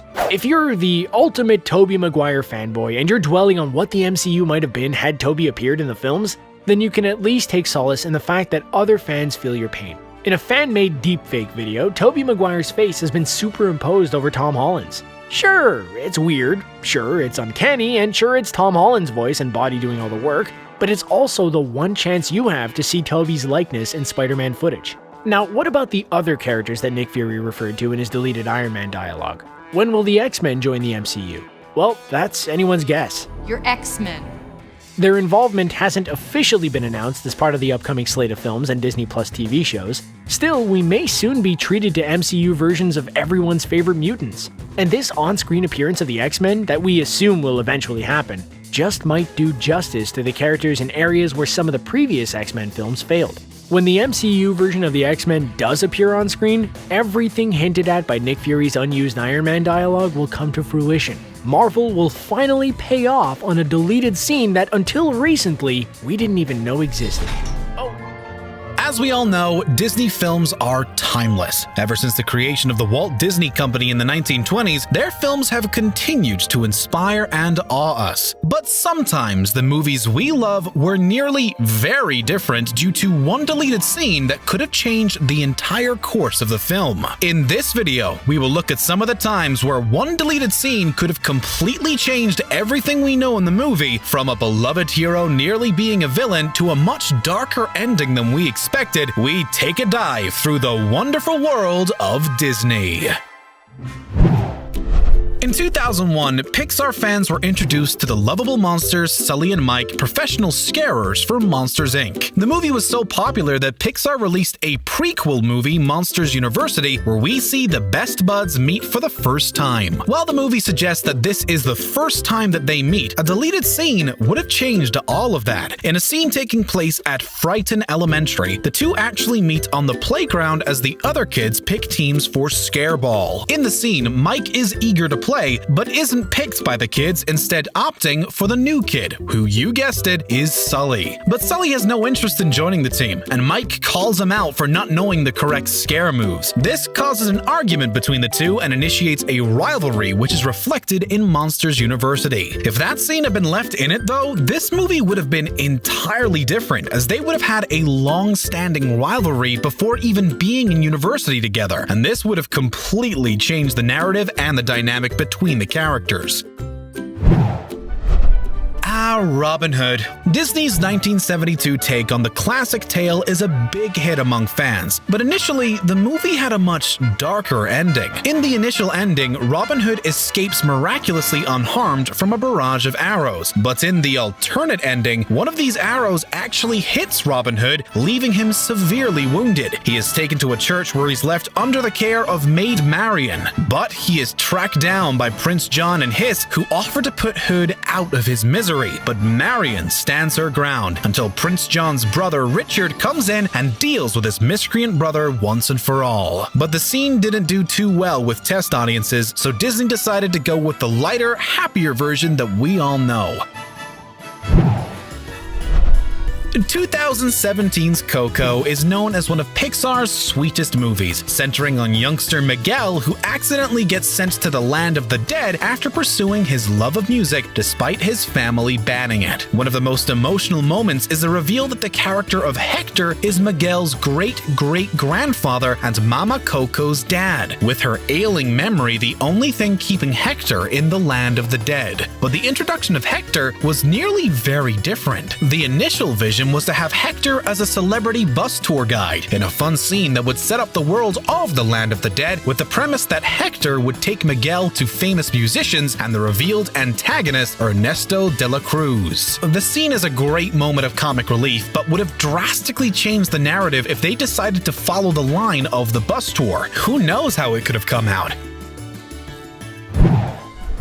As family-friendly movies go, Pinocchio definitely blurred the line with what it could and couldn't show, with scenes that included smoking, gambling, and vandalism, to name just a few. But at one point, Disney contemplated going down an even darker path. In one moment, when Geppetto and his cat Figaro find themselves stuck inside the belly of a whale and struggling to survive, they suddenly get a hankering for Geppetto's other pet, his fish Cleo. In the scene, Geppetto fantasizes about eating Cleo in order to survive, as Geppetto and Figaro confer over the bowl menacingly. This is pretty creepy and, by Disney standards, a dark moment in the film, and although Geppetto did decide against eating his Finn friend, the scene was ultimately axed from the movie.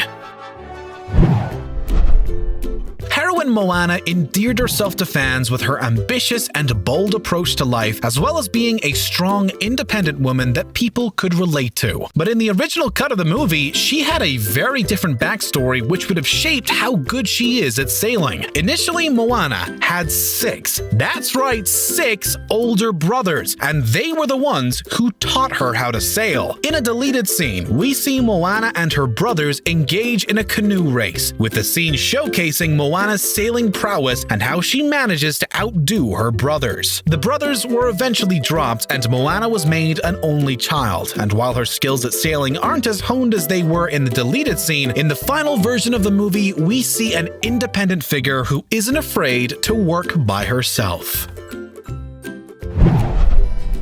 Zootopia was a big hit. In an anthropomorphized world, we see predators and prey now living together in a somewhat level of harmony. But initially, the film had a much darker theme running through it. All predator animals wore shock collars. In order to keep every animal obeying the system, predators were mandated to wear these collars, which would shock them every time they got too excited or upset. In one heartbreaking deleted scene, we can see a young bear cub getting his first ever collar, not understanding the ramifications of wearing it and the suppressed life he would lead. Staff advised that the collars be cut from the final story, and they were thankfully removed and replaced with more subtle means of oppression. While most Pixar movies cater for both younger and older audiences, the Cars series was aimed primarily at a younger audience. In a cut scene from the movie, main protagonist Lightning McQueen gets lost trying to make his way back to the interstate, stumbles upon a car graveyard where rusty vehicles are left to die. In the scene, zombie cars with plants growing out of them reanimate and surround Lightning as he tries to escape, closing in on him in a surprisingly scary moment for a Pixar movie. While older audiences may have not found it horrifying, for a child it could be seen as rather traumatizing. Thankfully, Pixar opted for the scene never to leave the storyboard stage, and lucky for them, Cars has sold more merchandise than any other Pixar movie, so I doubt they have any regrets. If you don't stick the landing, it can go very badly, as you don't want fans to remember a flat ending. This was something that crossed the minds of the makers of The Little Mermaid as well, as they came to their big showdown between Prince Eric and antagonist Ursula. Originally, Ursula's size only grew slightly after acquiring Triton's trident, but the filmmakers thought that this wasn't a big enough ending, worried by the fact that it would make Prince Eric look like a weakling if he struggles to deal with a slightly bigger Ursula. So, to up the stakes, they altered Ursula's size and created her into a massive hulking beast, giving Prince Eric a little bit more to chew on. While in the original cut, Prince Eric strikes her down with the trident. To make the victory look more impressive, Prince Eric impales Ursula with the bow of his ship, because when bigger the villain, the bigger the weapon. As you may know, William Shakespeare's classic play Hamlet is ultimately the source material for Lion King, but Hamlet isn't exactly kid-friendly, so Disney had to tone down the less PG moments of the original story. In one scrap scene, Scar tries to force himself onto Nala and make her his queen while singing a creepy version of Be Prepared. It's enough to make your skin crawl and was thankfully chopped from the movie, but there was also an alternate ending for the movie where Scar defeating Simba in a battle for Pride Rock. But as he revels in his victory, he doesn't notice the fires surrounding him and is consumed by flames. While this is a reflection of the character's hubris, it was a much more violent ending than Disney were prepared for, and instead decided to go with the more subtle notion that he died at the hands of his former loyal hyenas. Woody and Buzz may be known as one of the best friendship duos in the world of Disney, but it wasn't always that way. While they become inseparable throughout the series, the two were bitter rivals at first, with Woody being jealous of the shiny new toy and feeling that he had been replaced in Andy's heart. But in what would have been a darker twist, originally, instead of Buzz being accidentally knocked out of the window by a toy car, he was deliberately pushed by Woody. Yeah, it's hard to imagine, but in the original scene, Woody purposely and forcefully pushes Buzz out of the window as he is jealous that Buzz might be taken to Pizza Planet over him. This is now famously known as the Black Friday reel, as it was shown to Disney execs on Black Friday, but it left them so horrified that the creators had to do some quick rethinking. The reason why Woody might have been so aggressive in this initial reel could be down to the fact that he originally was supposed to be the villain of the movie. That's right, Woody was originally a cruel ventriloquist doll that served as the story's antagonist. We can thank our lucky stars that that never happened.